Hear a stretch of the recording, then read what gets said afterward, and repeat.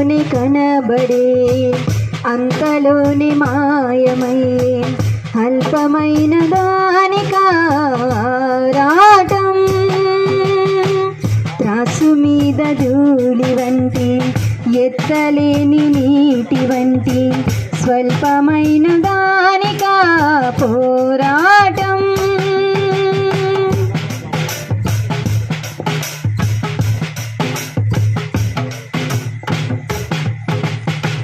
బంగారు కాసులున్నా పరంజీ మేడలున్నా అంతరించిపోయెను భువినేలిన రాజులు బంగారు కాసులున్నా పరంజీ మేడలున్నా అంతరించిపోయెను భువినేలిన రాజులు నాది నాది నాది అంటూ విర్రవీగుచున్నావా చచ్చినాక నీది అన్న దేహమైన వచ్చునా నాది నాది నాది అంటూ విర్రవీగుచున్నావా చచ్చినాక నీది అన్న దేహమైన వచ్చునా ఇంతలోని కనబడి అంతలోని మాయమయ్యే అల్పమైన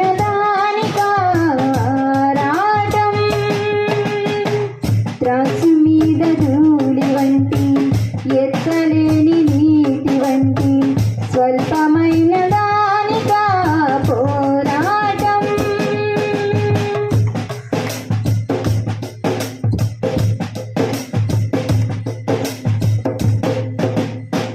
మోయలేక బ్రతుకు భారం మోసబోయెరెందరో ఎడలేని ఆక్రందనలు మారు మ్రోగి లోకములో మోయలేక బ్రతుకు భారం మోసబోయెరెందరో ఎడలేని ఆక్రందనలు మారు మ్రోగి లోకములో ఆశ్రయించు యేసుని అనుకూల సమయములో చేర్చు నిన్ను మోక్షరాజ్యం నడుపు నిన్ను శాంతితో ఆశ్రయించు యేసుని అనుకూల సమయములో చేర్చు నిన్ను మోక్షరాజ్యం నడుపు నిన్ను శాంతితో ఇంతలోని కనబడే అంతలోని మాయమయ్యే అల్పమైన దానికారాటం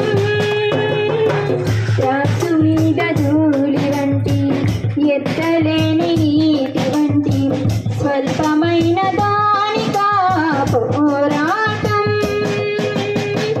కాదు కాదు శాశ్వతం ఏది కాదు నీ సొంతం దాటిపోను ఇలా నీ సంపదలన్నీయు కాదు కాదు శాశ్వతం ఏది కాదు నీ సొంతం దాటిపోను ఇలా నీ సంపదలన్నీయు ఇంతలోని కనబడి అంతలోని మాయమయ్యే అల్పమైన దానికారాటం త్రాసు మీద ధూళి వంటి ఎత్తలేని నీటి వంటి స్వల్పమైన దానికా పోరాటం హల్లెలూయా కనిపించదు గంటకు మళ్ళీ మట్టిలోన పెట్టిన నిన్నే గుర్తించదు నీ తలారా కట్టి మిగిల్చింది కన్నీటిగారా కట్టెలపై నీ శరీరం కనిపించదు గంటకు మళ్ళీ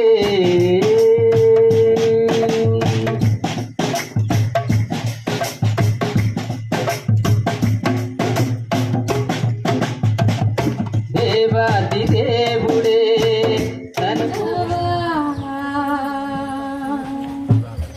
నీ బ్రతుకుని మార్చుకోవా నీ బ్రతుకుని మార్చుకోవా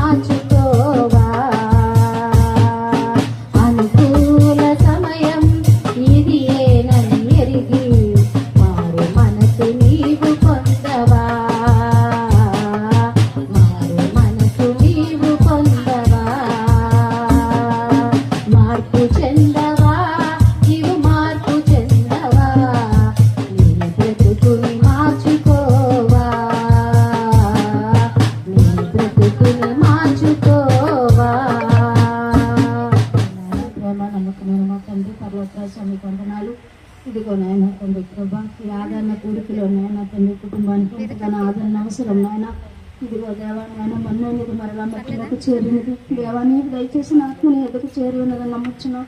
కుటుంబాన్ని నాయన తండ్రి ఇప్పుడు రక్షించడం కొరకు బిడ్డ ఎంతగానో నాయన తండ్రి కన్నీరు గాచి ప్రార్థించిందని విశ్వసిస్తున్నాం నాయన. ఇప్పుడు జరగబోయే కార్యక్రమంలో కూడా నాయన తండ్రి మీరు నామాన్ని మహింపరచుకోండి అయ్యా. నేను ఫోటో ఆవిష్కరణలో నాయన తండ్రి గుడిలో నాయన తండ్రి పూలదండ వేస్తుండగా అలాగే కుటుంబానికి నాయన తండ్రి వెతబడిన వాక్యానికి వచ్చిన బంధువులకి ప్రతి ఒక్కరికి నాయన ఆత్మీయంగా ఆర్థికంగా ఆరోగ్యపరంగా బలపరిచి స్థిరపరిచిన సేవలు వాడుకోమని తను రావాల్సిన బంధువులు సకాలంలో రావడానికి సహాయం దయచేయమని ఈ చిన్నగలు ప్రతి పాస్తను చేర్చుకోమని యేసు పరిశుద్ధ నామాన్ని మిక్కులు బ్రతిలాడి వేడుకుంటూ అడుగుచున్నాము తండ్రి. సమాప్తులండి. దైవజనులు మరి పటేల్ గారు తన పెద్ద కుమారుడు అలాగే రెండో కుమారుడు చిన్న కుమారుడు దండేస్తారు. పాప కమలకుర అలాగే బాబాలుడు కూడా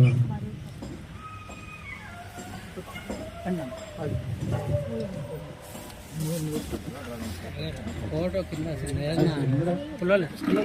ఫోటో నిలబడుతుంది. పొలం కావాలి, చిన్న పొలం చూడండి, చిన్న పొలం.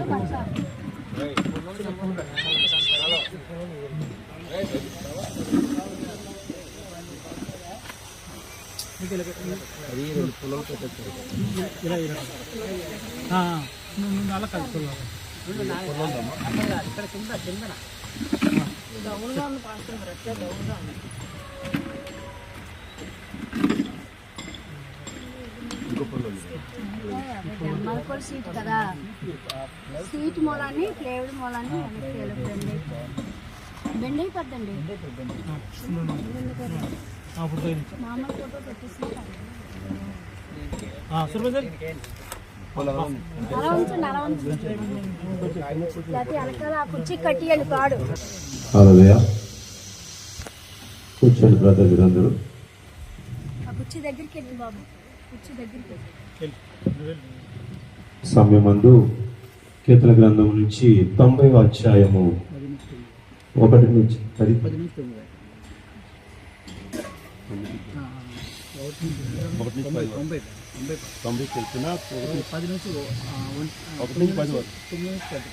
తొమ్మిది 10 వచనాలు క్రీస్తు వచ్చి అవుతుంది. కీర్తన గ్రంథం 90వ అధ్యాయము, అలాగే ప్రసంగి 7వ అధ్యాయము 1 నుంచి 3 వచనాలు స్తోత్ర కుమారి.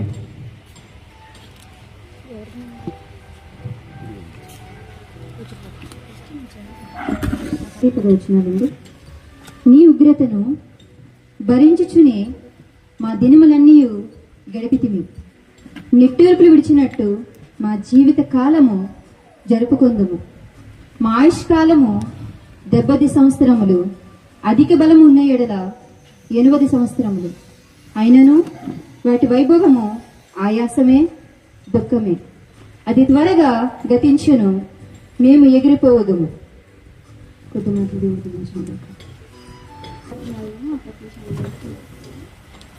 సుగంధ తైలము కంటే మంచి పేరు లేదు, ఒకని జన్మదినం కంటే మరణదినం లేదు.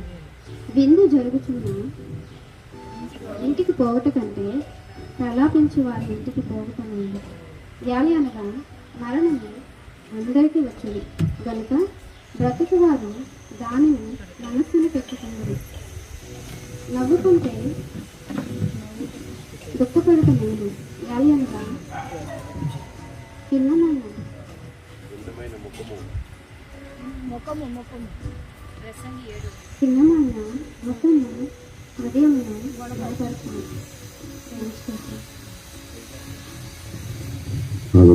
పోతుంది గడ్డి లాంటిది జీవితం, వాడిపోతుంది. పువ్వు లాంటిది జీవితం, రాలిపోతుంది. గడ్డి లాంటిది జీవితం, వాడిపోతుంది. ఏ దినమైనా ఏ క్షణమైనా, ఏ దినమైనా ఏ క్షణమైనా రాలిపోతుంది నేస్తమా, వాడిపోతుంది మిత్రమా. రాలిపోతుంది నేస్తమా,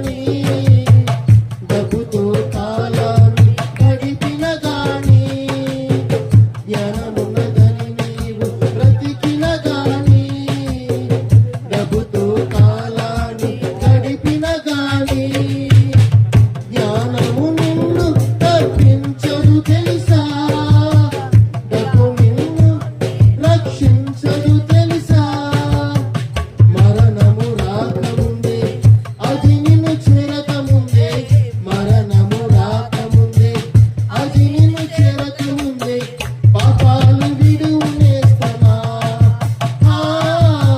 ప్రభుని చేరు నిద్రమా పాపాలు విడునేస్తమా ప్రభుని చేరు మిత్రమా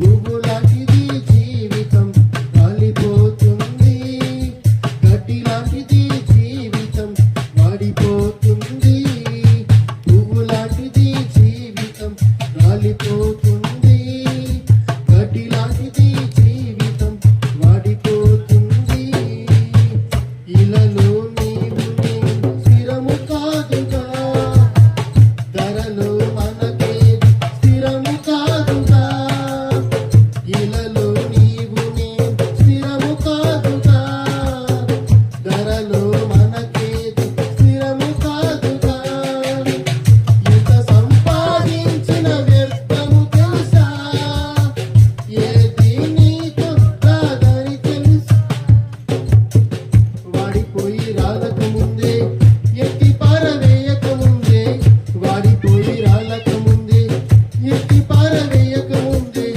పాపాలు విడునేస్తమా ప్రభుని చేరు మిత్రమా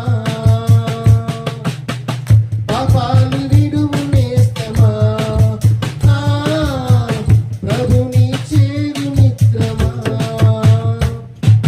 పువ్వులాంటిది జీవితం రాలిపోతుంది గడ్డిలాంటిది జీవితం వాడిపోతుంది పువ్వులాంటిది జీవితం రాలిపోతుంది గడ్డిలాంటిది జీవితం వాడిపోతుంది ఏ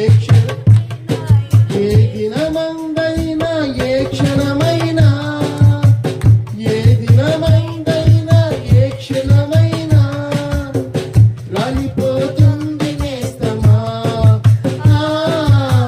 వాడిపోతుంది నేస్తమా రాలిపోతుంది నేస్తమా వాడిపోతుంది నేస్తమా దేవునికి స్తోత్రం హల్లెలూయా. చెప్పొచ్చు క్రిస్టి వచ్చి నీతమ్మ గారి గురించి ఒక 2-3 నిమిషములు చక్కని మాటలు చెప్తుంది.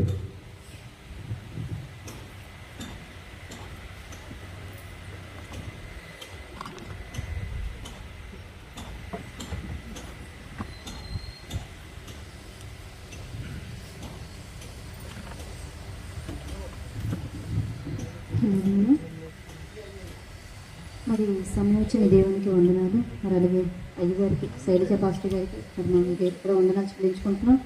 వచ్చిన విశ్వాసులందరికీ కూడా నా హృదయపూర్వక వందనాలండి. అలాగే నీతమ్మ గారు గత 2 సంవత్సరాల నుంచి మన సంఘ విశ్వాసావిడి. ఆమె యొక్క పద్ధతి అనగా ఆమె యొక్క మాట తీరు అనగా అనేది చెప్పుకోవాల్సిందే. కానీ ఈరోజు మన మధ్యన లేకపోవచ్చు. ఎందుకంటే అందరము కూడా అక్కడికి వెళ్ళిన వారమేనండి. బట్ వెనక ముందు ఉంటుంది మనకంటూ ఒకరోజు. కానీ మరణము పుట్టుక అనేది దేవుని వశమే ఉన్నాయి. అవి మన చేతిలో లేవు. బట్ ఆవిడైతే మన సంఘానికి వచ్చి మంచిగా ఉంటూ కూడా తన బిడ్డలు తన భర్త కొరకు ఎంతగా ఆరాటపడేదండి. ఎక్కువగా ప్రార్థన చేస్తూ కూడా ఎక్కువగా సాక్ష్యం కూడా చెప్పింది తన భర్త విషయంలోని తన బిడ్డల విషయంలోని. నా బిడ్డలు నా భర్త దేవుళ్ళలోని ఇప్పుడు ఈ మధ్య వస్తున్నారమ్మా, సంఘంలో అడుగుపెట్టి నేనైతే చాలా మేలు చూచి ఉన్నానని సాక్ష్యం కూడా చెప్పింది కుమార్తె. మరి బ్రతుకునేటప్పుడు ఆ యొక్క సాక్ష్యాన్ని విని ఉన్నాం మన అందరము కూడా. అలానే క్రిస్మస్ విషయంలోని జనవరి 1 విషయంలో వారికి తగినటువంటిది అంటే కుటుంబ సమేతముగా సహాయం చేయడం కూడా జరిగింది. మరి దేవుడు వారి యొక్క పక్షాన ఎన్నో మేలులు చేసి ఉన్నారు. కానీ ఆమె దేవుడిలో చాలా చాలా ఎక్కువగా తన కుటుంబం కొరకు ప్రార్థన చేస్తూ ఉండేదండి. అటువంటి ఆమెను మనం కోల్పోయి ఉన్నాం మరి ఈ దినమున. మరి తను ఎందుకు అంత యాతన పడేది అంటే తన కుటుంబం అంతా దేవుడిలో వాడబడాలని ఒక ఆశ, ఒక నిబంధన ఉంది. అట్టి వారిగా మనం ఈరోజు ఉన్నామో లేదో మనకు మనమే ప్రశ్నించుకోవాలి. అటువంటి మనిషి కోల్పోయేటప్పుడు కూడా మనకి తన పద్ధతులు అనగా తన ప్రవర్తన అనగా జ్ఞాపకం రావాలండి. మనం కూడా అట్టి వారిలో ఉండాలేమో, అటువంటి ఆలోచన కలిగి ఉండాలన్నది. మరి ఆమె అయితే మాత్రం నేను ఆమెను చూసేటప్పుడల్లా, మాతో మాట్లాడేటప్పుడల్లా కూడా, నా భర్తతో మాట్లాడేటప్పుడల్లా కూడా కమలేష్ విషయంలోని మరి ఇద్దరు కుమార్తె విషయంలోని ఎక్కువగా తను చెప్తూ ఉండేది మాతోని. చిన్న కుమారుడికి ఎలాగైన వివాహం చేయాలి, ప్రార్థన చేయి క్రైస్టి అనేది. ప్రార్థన మా బలమనే కార్యక్రమంలో కూడా ఎక్కువగా ఆమె ఆ ప్రార్థన విషయం చాలా కోరుకునే ఉండేది. ఆమె యాతన, ఆమె బాధ దేవుడు కూడా చెప్పారు కదండి, ఒక ఆత్మ నశించిపోవట మన యేసుకి ఇష్టం కాదండి. మనం ఈ రోజు నాడు ఇంత ఆరాటపడుతున్నాం, ఇంత చూసుకుంటున్నాం, ఇంత కష్టపడుతున్నాం ఉదయం నుంచి నైట్ వరకు కూడా. మనము కూడా ఎలా ఉండాలంటే ఆత్మను రక్షించే వారిగా ఉండాలండి. అది దేవునికి చాలా విలువైనది, దేవునికి చాలా ఇష్టమైనది. మరి ఆమె విషయంలో అయితే నేను చాలా సంతోషపడేదాన్ని. ఎందుకంటే కుటుంబం పక్షాన తను ఎంతగానో వేదన ఎప్పుడు కూడా వింటూనే ఉండేదాన్ని. మరి తన హాస్పిటల్ ఉండే సమయంలో మేమైతే కాల్ చేయలేనటువంటి పొజిషన్లో నేనున్నాను, అటువంటి పనులు నావే. బట్ ఎక్కువగా అయితే నా భర్త అని అంటూ ఉండేవాడు, ఆ కుటుంబం అంతా దేవునిలో ఎప్పటికైనా వాడబడుతుందమ్మా, మనం ప్రార్థన చేద్దాం. మేము చేసిన ప్రతిరోజు ప్రార్థనలో అయితే తను కంపల్సరీగా మేము జ్ఞాపకం చేసుకుంటూ ఉంటామండి. మరి అటువంటి ఆమెను మనం కోల్పోయి ఉన్నాం. మరి నీతమ్మ గారు ఆత్మ శాంతించాలని నేనైతే కోరుకుంటున్నాను. ఆమె యొక్క కుటుంబం కొరకు ప్రతిరోజు ప్రతి ఒక్కరము కూడా ప్రార్థన చేయాలండి. ఇది మన బాధ్యత. ఆమె చనిపోయింది ఇంతటితో అయిపోయిందని ఎవరు కూడా అనుకోకండి. తన కుటుంబం కొరకు మనం ప్రార్థన చేయాలి. అది మనకిచ్చినటువంటి బాధ్యత దేవుడు అప్పగించాడు మనకి. ఆ కుటుంబం కూడా దేవుడిలో వాడబడాలి, ఆ బిడ్డలు వాడబడాలి. తన భర్త కూడానండి, తన కుమార్తె, తన అల్లుడు కూడా సంఘంలోనే కాదండి, సేవలో కూడా వాడబడాలి. పరిచర్యలోని, సువార్తలోని, ప్రార్థనలో కూడా వారు మనతో పాటు ఉండాలని మనం ప్రార్థన చేద్దాం ప్రతిరోజు కూడా. ఈ కొద్ది మాటలు దేవుడు దీవించిన గాక. ఆమేన్. చిన్న పాస్టర్ శైలజ్ గారు చక్కని వాక్యంతో మనతో మాట్లాడతారు. దేవుడు చక్కని స్వరం ఇచ్చారు.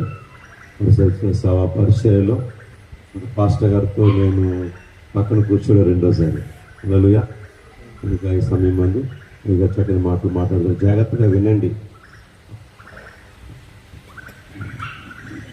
దేవుని నామానికి మహిమ కలుగుగాక. ఈ మరి ఎందుకు ఇలా విన్నామో మనకి తెలుసు.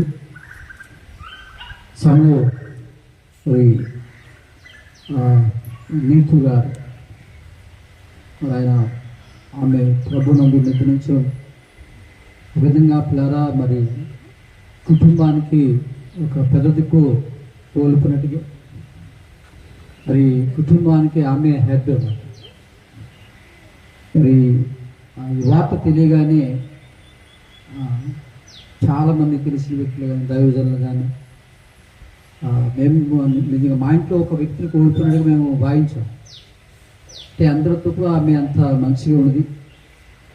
కుటుంబం ఎలా నడిపించబడుతుంది కూడా ఆలోచించాం. ఈరోజు ఆ కుటుంబంలో వ్యక్తి కోల్పోవడం, కుటుంబం ఎలాగా, ఆ కుటుంబంలో ఎవరు ఆదరిస్తారని ఈ సందేహాలు అందరికీ వచ్చాయి.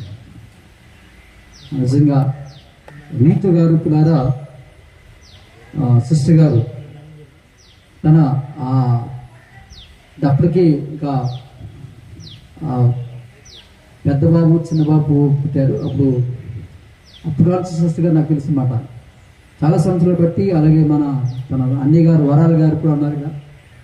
ఆ వరాల గారు కూడా వాళ్ళ ఫ్యామిలీ కుటుంబం వాళ్ళు నీతు సిస్టర్ గారు తల్లి గారు కూడా సేమ్ నీతు సిస్టర్ గారిలో ఉంటారు. ఇద్దరు అక్కజల్లు అనుకున్నారు. ఇద్దరు కూడా ఒకేలాగా ఉంటారు. తల్లి కూతురు కూడా, అలాగే చిన్న కుమార్తె కూడా చనిపోయింది కాబట్టి ఒకేలాగా ఉన్నారు. కాబట్టి ఆ కుటుంబం చాలా మంచి మరి సాక్ష్యం కలిగిన కుటుంబం అండి. తన బట్టి ఆ కుటుంబానికి మంచి పేరు వచ్చింది. అలాంటి వ్యక్తి ఈరోజు ఆ కుటుంబాన్ని కోల్పోవడం వల్ల కుటుంబం అంతా దుఃఖ సాగర్లో మునిగారు. ఈరోజు సంఘంలో కూడా కొంత పార్ట్ అంటే సంఘంలో కూడా ఒక వ్యక్తి కోల్పోవడం కూడా దైవజనులకైతే మరి మా ప్రియచల్లి ద్వారక కూడా చాలా బాధపడింది.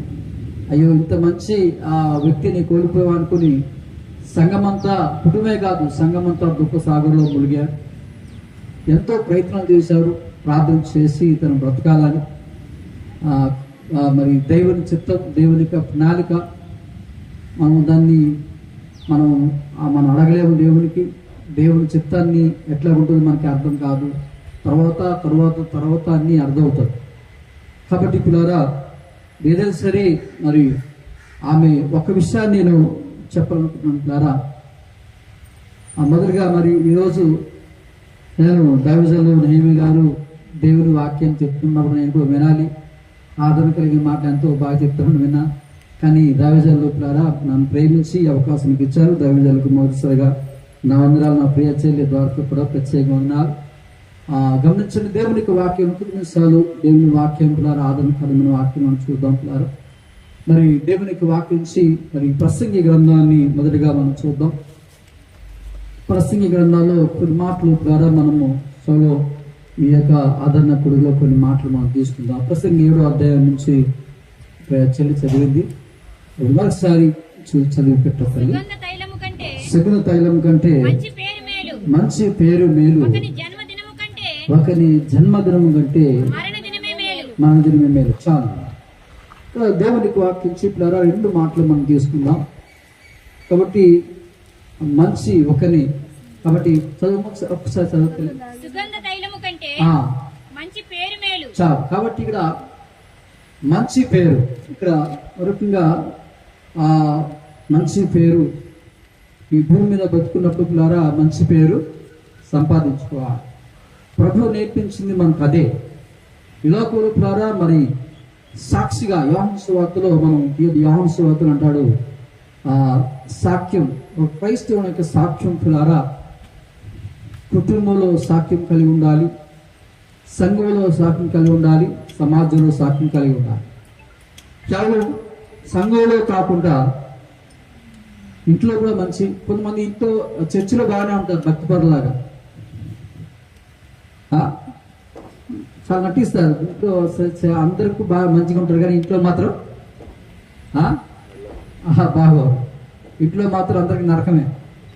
కాబట్టి అట్లా కాకుండా నేను ఇంటిని గెలిచి ఇల్లు గెలిచి కాబట్టి నేను ఇంటిలో మంచి పేరు, అత్తకి సేవ చేస్తూ, కాబట్టి భర్తకి మంచి భార్యగా, అత్తకి మంచి కూతురుగా, కాబట్టి పిల్లలకి మంచి తల్లిగా, సంఘానికి మంచి ఆత్మీయ బిడ్డగా, మరి ఇవన్నీ చూసినప్పుడు నీతి సృష్టిలో మనకు కనబడుతుంది.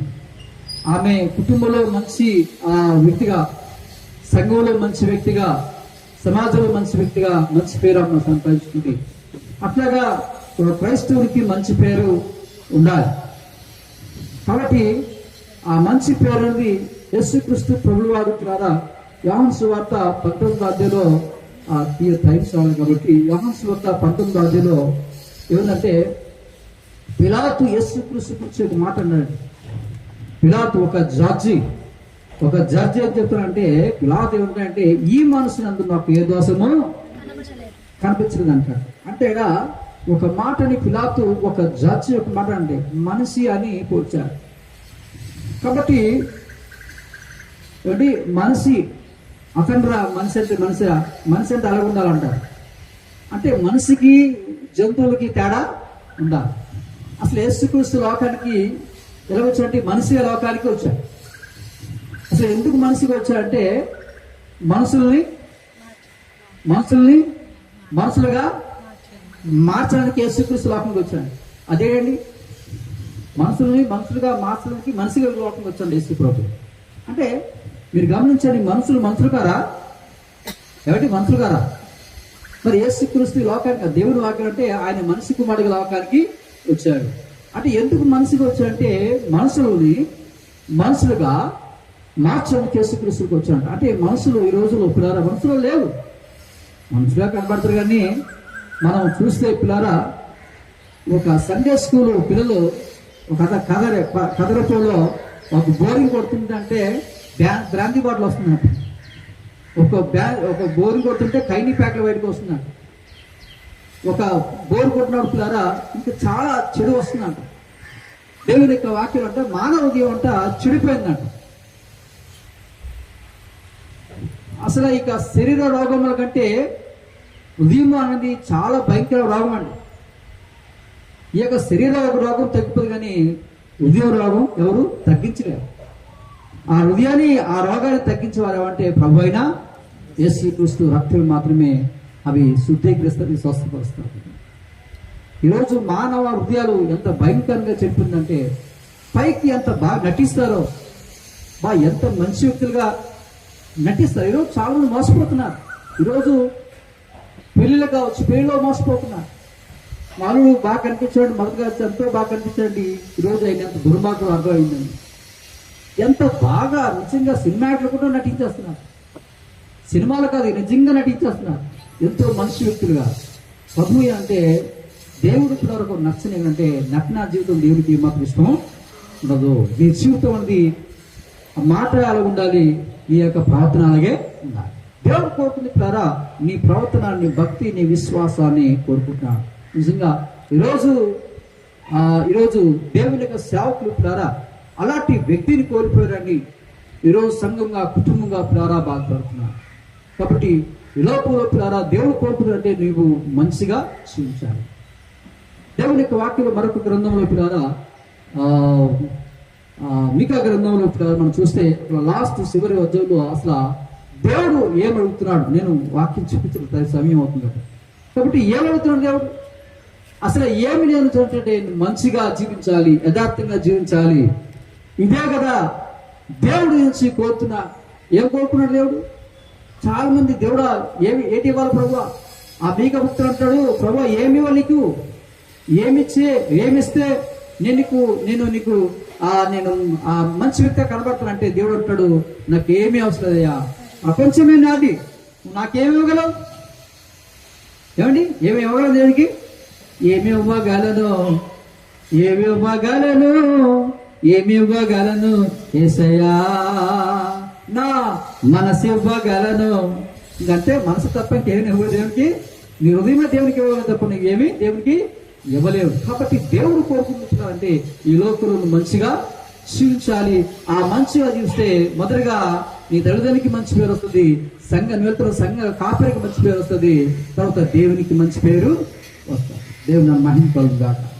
హల్లెలూయా, హల్లెలూయా. మొదటిగా క్రైస్తవుల ద్వారా సాక్ష్యాన్ని కాపాడుకోవాలి. ఏమండి, అటు అత్త ద్వారా, ఇటు భర్త ద్వారా, ఇటు పిల్లల ద్వారా, అలాగే సంఘ కాపాడుల ద్వారా మంచి విశ్వాసులుగా. కాబట్టి దైవ సేవకులకు సహకరించే బిడ్డలుగా నిజంగా దైవజాలు సంఘానికి ఎంత ప్రేమిస్తారండి. వారికున్న ఆ యొక్క ఆరోగ్యమును పట్టించుకోరు. ఈరోజు నాకు తెలుసు దైవజాల యొక్క ప్రయాసకుల మన కోసం ఆలోచించు. సంఘం కొరకు దైవజాలు దివరాత్రులు ఆలోచిస్తారు. తెలుసా, మీ కొరకు ప్రయాసపడతారు దైవజాలు, మీ కొరకు ప్రార్థన చేస్తారు. మీరు బాగుంటే ఎంత సంతోషమో. హల్లెలూయా. సంఘానికి నమ్మకంగా రావాలి, సంఘానికి దర్శన భాగం దైవజనం తీయాలి. ప్రతి విషయంలో కూడా సంఘానికి నమ్మకంగా ఉండాలి. అలాగుంటే ఇట్లారా మీ ద్వారా మొదటిగా ఎవరంటే దేవుడు మహిమపరుస్తాడు, రెండోదిగా దైవజనులు సంతోషిస్తారు. దేవుడు నా మహిమ కలుగుగాక. హల్లెలూయా, హల్లెలూయా. అటుగా అడుగు, ఇటుగా అడుగు, అడుగు వేయకూడదు. లేకపోతే ఎప్పుడోసారి ఆ ఆదివారం ఒకరే కాదు, లేదా కొన్నిసార్లు చాలా మంది ఎప్పుడో వస్తారు. అట్లా కాకుండా దైవజనులకి సంఘంలో నమ్మకంగా ఉండాలి. నీ పేరు అనేది మంచి పేరు. అందుకోసం పిల్లారా, దేవుడు ఈ లోకంలో మంచిగా జీవిస్తే నీ పేరు అంట దేవుడే జీవగ్రంథంలో అయినా రాస్తాడు.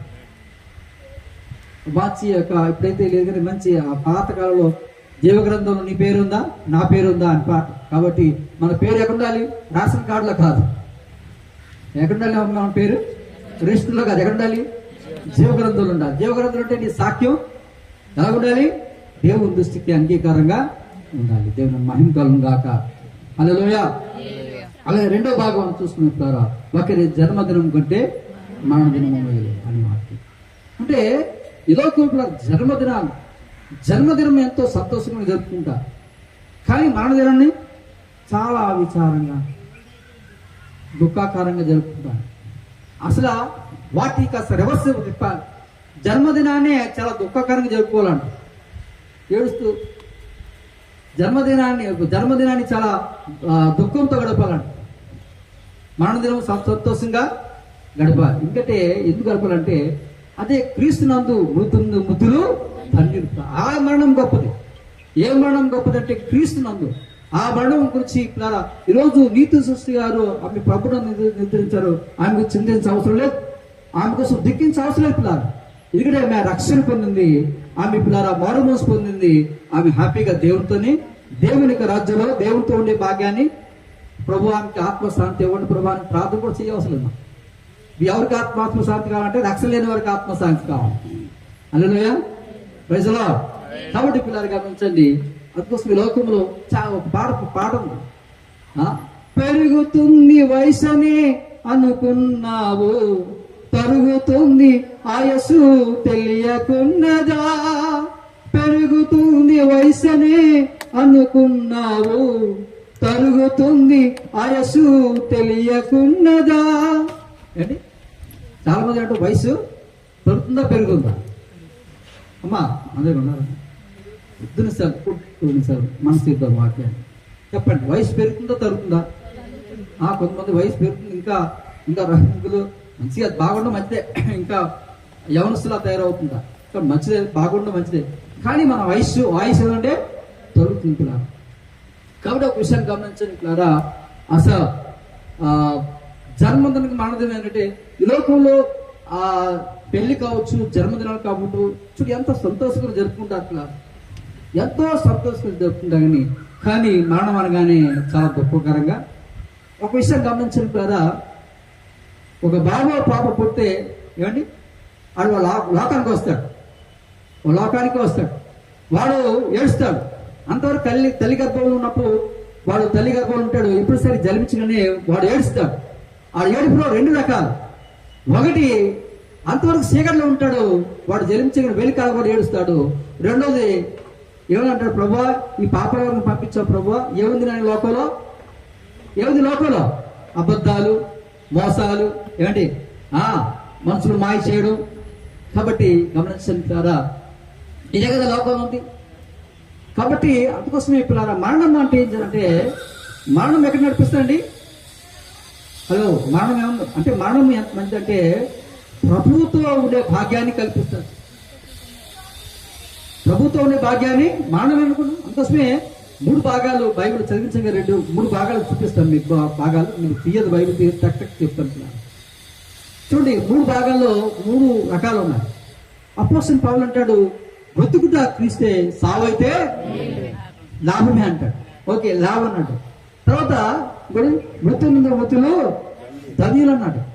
ఇక్కడ మనం మేలు అని చెప్తున్నాం. ఒకటి ధన్యత, ఒకటి మేలు, ఒకటి లాభం.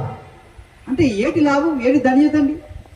కాబట్టి అంటే ఎందుకు ధన్యత, ఎందుకు లాభం అంటే నువ్వు ఎవరిని కలుసుకోబోతున్నా అంటే మరణము ఎవరిని కలుసుకోబోతున్నా దేవునితో ఉండే భాగ్యాన్ని కల్పిస్తాడు. ఇంత తల్లిగారు మంచి పాట పాడారు, ఎవరు ప్రసాద్ గారు వాళ్ళ అమ్మగారు చాలా మంచి పాట పాడారు. నేను 2 పాటలు పడినాను. కాబట్టి ఈ లోపల 2 మార్గాలు ఉంది.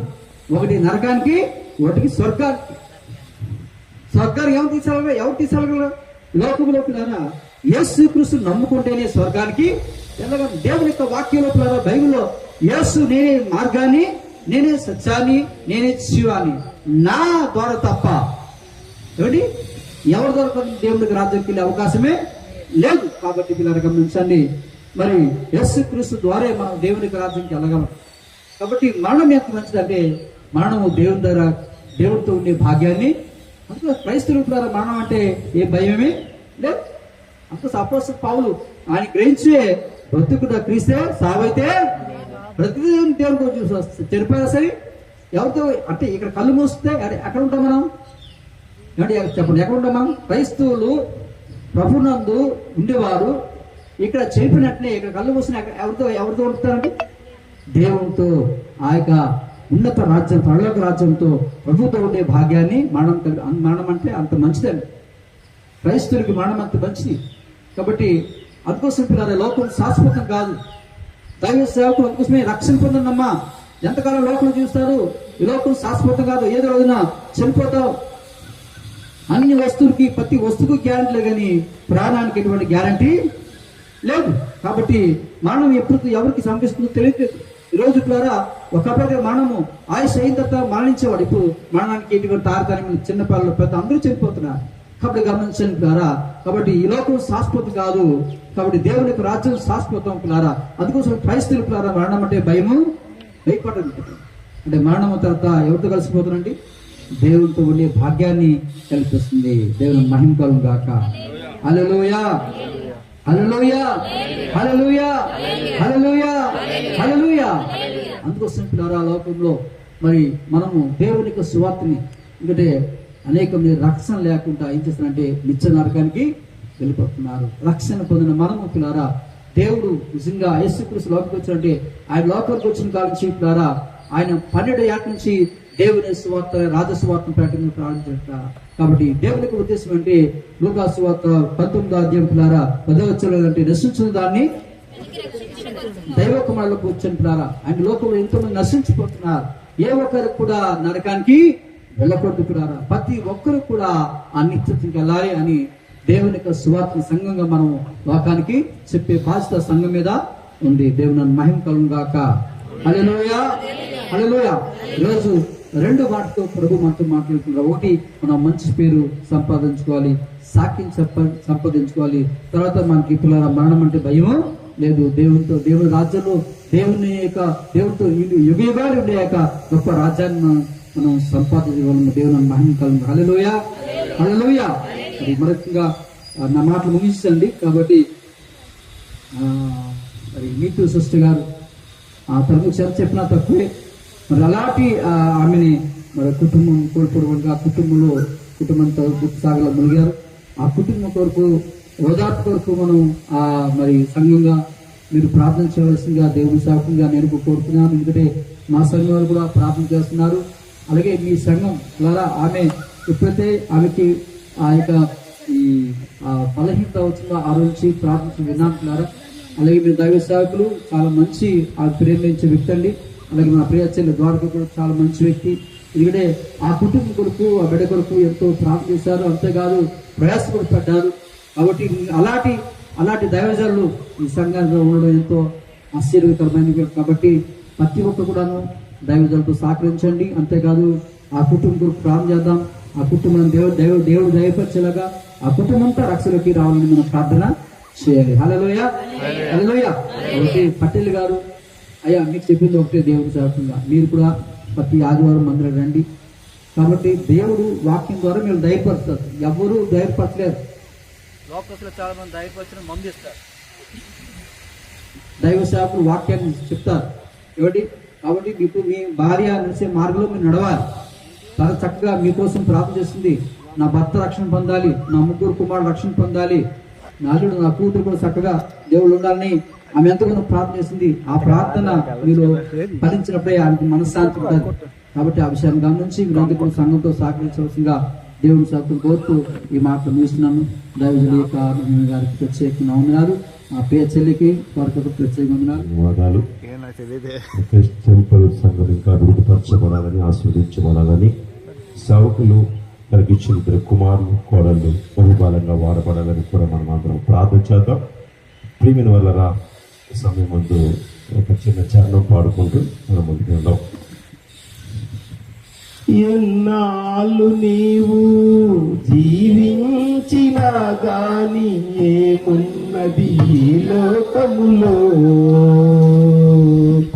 ఇన్నాళ్ళు నీవు చేసిన క్రియలన్నిటికీ తీర్పున్నది పరలోకములో. ఎన్నాళ్ళు నీవు జీవించినా గాని ఏమున్నది ఈ లోకములో, ఇన్నాళ్ళు నీవు చేసిన క్రియలన్నిటికీ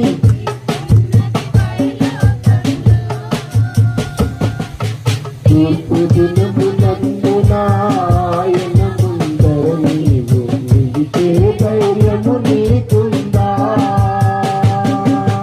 తూర్పు దినమునందున ఆయన ముందర నీవు నిలిచే ధైర్యము నీకుందా. నిలిచే ధైర్యము నీకుందా. మార్పు చెందవా, నీవు మార్పు చెందవా,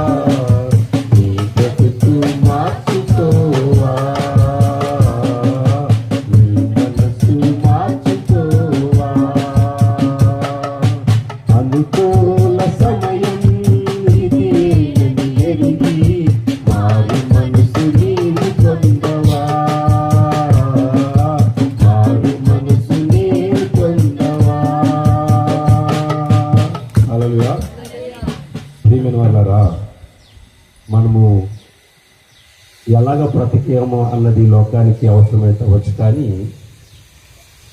మన తండ్రికి మాత్రము ఈ భూలోకంలో మనం బ్రతుకుతున్న బ్రతుకు మంచిదా చెడ్డదా అన్నది మాత్రం ఆయన లెక్కలోకి మనకు కావాలి. హల్లెలూయా. ఈ లోకంలో ఉన్న జనులు చాలా మంది, అయ్యా ప్రైజ్ లో వందనాలండి, మోషన్ సాయి గారు కూడా వచ్చారు. మరి అంటే వాళ్ళ కుటుంబ సభ్యులు పటేల్ గారు, అలాగే 3 కుమారులు కుమార్తె గంట ఎక్కువగా ఆమె ఎక్కువ అందరితో సహవాసం కలిగి ఉంటుంది. సంఘంలో ఎవరన్నా చక్కగా పలకరించడమని, మాట్లాడటమని, వాళ్ళ గురించి ఏమన్నా మంచి చేయాలని ఆలోచించడమని, ఇటువంటి వాటికి ముందుగా ఆమె ప్రయాసపడుతుంటుంది. కనుక మోసెస్ సాయి గారికి కూడా మరి నీతమ్మ గారి గురించి కొన్ని మాటలు చెప్పాలని ఆశపడుతున్నాం. అయ్యా చెప్పండి, పర్వాలేదు. ఒక పాట పాడదామండి, సమయం అందు మన మధ్యన మళ్ళీ వచ్చే పాట పాడుతుంది. దేవునికి స్తోత్రం.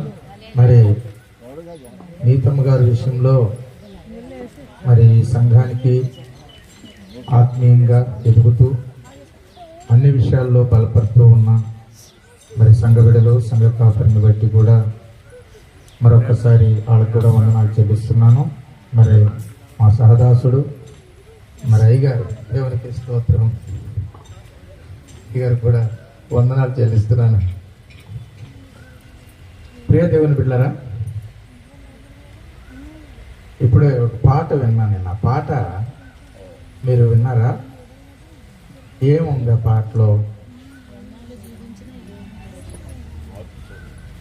ఏముందంటే నా మొత్తం ఇంకా చూస్తున్నారు. వాళ్ళు చూస్తే చూడండి, మీ ఎదురు నేను ఉన్నాను కదా, మంచిదేమో. అలా చూడటం వల్ల, వినుట వలన విశ్వాసం కలుగుద్ది అన్నప్పుడు చూసినప్పుడు కూడా ఆకర్షణ కూడా కాదు. హల్లెలూయా, హల్లెలూయా. మార్పు చెందవా అనే పదాన్ని ఇక్కడ ఒక వచనముగా మీ ముందు ఉంచారు. ఈ దానికి తర్వాత పాట అంతా అయిపోయిన తర్వాత కుటుంబ సభ్యులు వచ్చేసి కూర్చోమన్నారు. ఏమండి, ఎంతమంది ఇక్కడ కుటుంబ సభ్యులు మొత్తం లేరు అనుకుంటున్నాను నేను. కొంతమంది ఉన్నారు. అందరూ ఉన్నారా? దేవునికి స్తోత్రం కలుగును గాక. వాస్తవంగా ఏంటంటే ఈ కూడిక అనేది మరి జ్ఞాపకార్థ కూడిక మనము సంవత్సరానికి ఒకసారి పెట్టుకుంటూ ఉంటాం. మరి ఇప్పుడు ఏంటంట ఓదార్పు కూడిక, దీన్ని పునస్కరించుకొని మనం చేసే కూడిక. ఈ కూడికలో దేనికి పెట్టుకుంటున్నాం మనము? ఈ కూడికని వాస్తవంగా అయితే చెప్పండి, ఆత్మీయులకు ఏం కలిగి ఉండాలంట అంటే వాళ్ళ యొక్క కుటుంబానికి ఓదార్పును, ఆదరణ కలిగి ఉండాలి. ఇక్కడ ఉందా ఆదరణ మీ అందరికీ కూడా? ఎందుకని ఈ మాట మాట్లాడుతున్నానంటే, ప్రతి ఈ కార్యములన్నిట్లోనూ, ఈ కార్యమే కాదు, మా సేవకులుగా మేము ఎప్పుడు కూడా గమనిస్తూనే ఉంటాం ప్రతి కార్యాన్ని, ఇలాంటివన్నీ కూడా. ఈ సమయం వచ్చినప్పుడు సమయ సందర్భాలు కలిగిన క్రియలు, కార్యక్రమాలు చేసుకుంటూ వెళ్ళిపోతూ సంతృప్తి పడటం అలవాటు చేసుకుంటూ ఉంటారు. అయితే సంతృప్తి శరీరానికే, ఆత్మక? ఇది మీరు ప్రాముఖ్యంగా తెలుసుకోవాల్సిన విషయం. ఈ రోజుతో ఒక గంటకి అయితే ఇక్కడ ఎవరు కనపడరు. నేను కూడా ఉన్నాను ఇక్కడ, వీళ్ళు ఎవరు ఉండరు, మరి కుటుంబస్తులు కూడా ఇక్కడ ఉండరు. ఈ గంటలో ఉన్న ఈ 60 నిమిషాలు కూడా చాలా ప్రాముఖ్యమైనవి. ఈ ప్రాముఖ్యమైన విషయాలలో మన జీవితానికి సరి అయిన మాటలు మనకు అందించి, ఈ కుటుంబానికి కావలసిన జీవాహారాన్ని అందించే జీవము కలిగిన మాటలు వినటానికి సంసిద్ధపడి ఉంటే ఈ దినము కొంచెం మనసును విపార చేసుకోమని కోరుతున్నాను. వాస్తవంగా నేను ఇందాక చెప్పినట్లుగా సేవకులు ఇలాంటి కూడికల్లో మేము తరచుగా మేము చూసేది ఏంటంటే ఆడంబరం చూస్తూ ఉంటాం. మనిషి చనిపోగానే వచ్చేసేసి ఓదార్చి ఆ కుటుంబానికి నెమ్మదినిచ్చి ప్రార్థన చేసి వెళ్ళిపోతాం. అయితే ఒక సేవకుడుగా మేము కూడా మా వంతు పని మేము చేస్తూ ఉంటాం. ఎందుకంటే ఒక కుటుంబ సభ్యులుగా, ఆత్మీయ సభ్యులుగా, సంఘంలో ప్రప్రదమైన వ్యక్తులకి సంఘం అంతా కూడా ఒక కుటుంబ సభ్యులుగా పోల్చుకొని మేము చేసే కార్యాలు అవి. వెళ్ళిపోయిన తర్వాత ఎంతవరకు మీరు సంతృప్తి పొందుతున్నారు? ఎందుకనంటే నేను ఎక్కువసేపు నేను చూస్తే ఏంటంటే ఏదన్నా మంచి ఫంక్షన్ జరిగింది అనుకోండి, ఆ ఫంక్షన్లో ఆడంబరం ఎక్కువ ఉంటుంది, తర్వాత ఏముంటుంది, ఆర్భాటం ఎక్కువ ఉంటుంది. ఈ ఆర్భాటం ఆడంబరం ఏంటంటే, ఆడంబరం అంటే కనపరుచుకోవటం, ఆర్భాటం అంటే దానికంటే ఎక్కువ గంతులేయటం. పెళ్లిలోనూ అలాగే ఉంటుంది, అలాగనే చావులో కూడా అలాగే ఉంటుంది. ఈ మధ్యకాలం చాలా ప్రాముఖ్యమైనది. ఈ ప్రాముఖ్యమైన కాలాన్ని మనం గుర్తించటమే చాలా ప్రాముఖ్యమైన విషయం. ఈ ప్రాముఖ్యమైన కాలం అంటే మన పుట్టినది మొదలుకొని గిట్టేంత వరకు కూడా. చాలా మందికి చాలా అభిప్రాయాలు ఉంటాయి. పుట్టిన తర్వాత నేను ఇది చెయ్యాలి, అది చెయ్యాలి, ఎలా వెళ్ళాలి, అలా వెళ్ళాలని. కానీ కొన్ని విషయాల్లో మనం అనుకున్నవి కూడా మన దగ్గర జరగవు. అందుకని మనం ఎప్పుడైనా చూడండి, మీ శరీరము మీ స్వాధీనంలో లేదు అంటానికి ఒక చిన్న గుర్తు చెప్తున్నాం వినండి. ఏదైనా బాధ కలిగినప్పుడు నా మనసులో ఏముందో ఏంటంటే నీకు తెలియదు అంటాం. కొన్నిసార్లు అంటాము నా లోపల నాకేం జరుగుతుందో నాకు తెలియదు అంటాం. ఏం జరుగుతుంది, ఏం జరుగుతుందో నాకు తెలియదు అంటే వాస్తవంగా ఏం జరుగుతుందో కూడా మీకు కూడా తెలియదు. లోపల ఏదో జరుగుతుంది, అది మనకు తెలియదు, కానీ జరిగించే వాడికి తెలుసు. కొంచెం మనసు పెట్టాలి. జరిగించేవాడికి తెలుసు. జరిగించేవాడు ఏం చెప్తున్నాడు అంటే, ఆయన ఒక చిన్న విషయాన్ని వాక్యం ద్వారా జ్ఞాపకం చేస్తున్నాడు. చూడండి, ప్రసంగి గ్రంథంలో నుంచి 10వ అధ్యాయము 14వ వచనం. ప్లీజ్ అండి, నాకు ఇచ్చిందే 10 నిమిషాలు, ఇప్పటికే అయిపోయి ఉంటుంది. అది కలుగుబోవునది ఏదో మనుషులు, ఈ మాటను కొంచెం మనసు పెడతారా? కలుగుబోవునది ఏదో మనుషులు, ఏదో మనుషులు ఎరుగక ఉండినను, ఏదో మనుషులు ఎరగక ఉండినను, బుద్ధిహీనులు విస్తారముగా మాటలాడుదురు. నరుడు చనిపోయిన తరువాత, నరుడు చనిపోయిన, ఇది నోట్ చేసుకొని పెట్టుకోండి మీ బైబిల్లో. నరుడు చనిపోయిన తర్వాత ఏమి జరుగునో ఎవరికి తెలుసు? ఏమండి ప్రేమేంద్రంలో ఎవరికి తెలుసు? నరుడు చనిపోయిన తర్వాత. అందుకని కలగపోవునదేదో నరులు ఎరగకుండాను వాళ్ళు బుద్ధిహీనులు విస్తారంగా మాట్లాడతారంట. అంటే ఏంటంట, ఏ సందర్భమైనా పక్షంలాగే ఉంటది, ఏ సందర్భమైనా గందరగోళం అలాగే ఉంటది, ఏ సందర్భమైనా కూడా ఏంటంటే ఎందుకంటే కోలాహలం. ఎందుకు కోలాహలం చేస్తున్నాం అంటే, కోలాహలం చేయటం తప్పనట్టలేదు. ఆ కోలాహలంలో ఏం కలిగి ఉండాలంటే శారీరకమైనదా, ఆత్మ సంబంధమైనదా?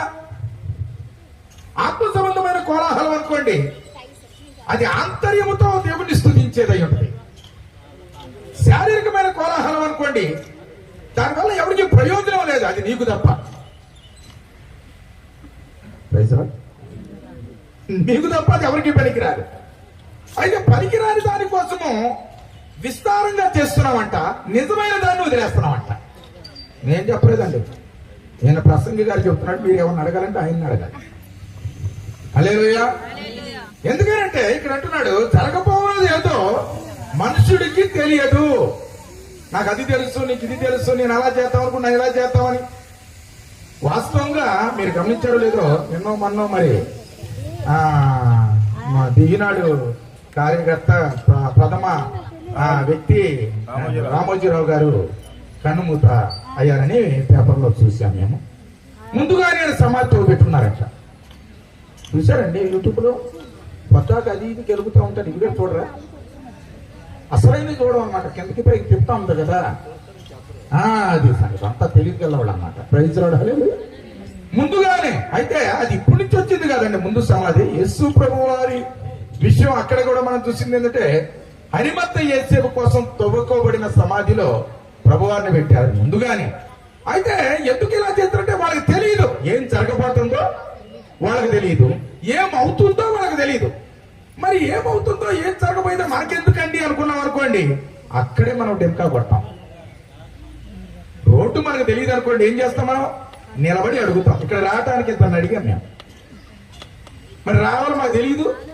లేదులే మాకు తెలుసు అని రొమ్మి ఇసుకొని పుర్రమని పోయాం అనుకోండి, ఏమైతే పెట్రోలు ఖర్చు, ఆయాసం ఎక్కువ.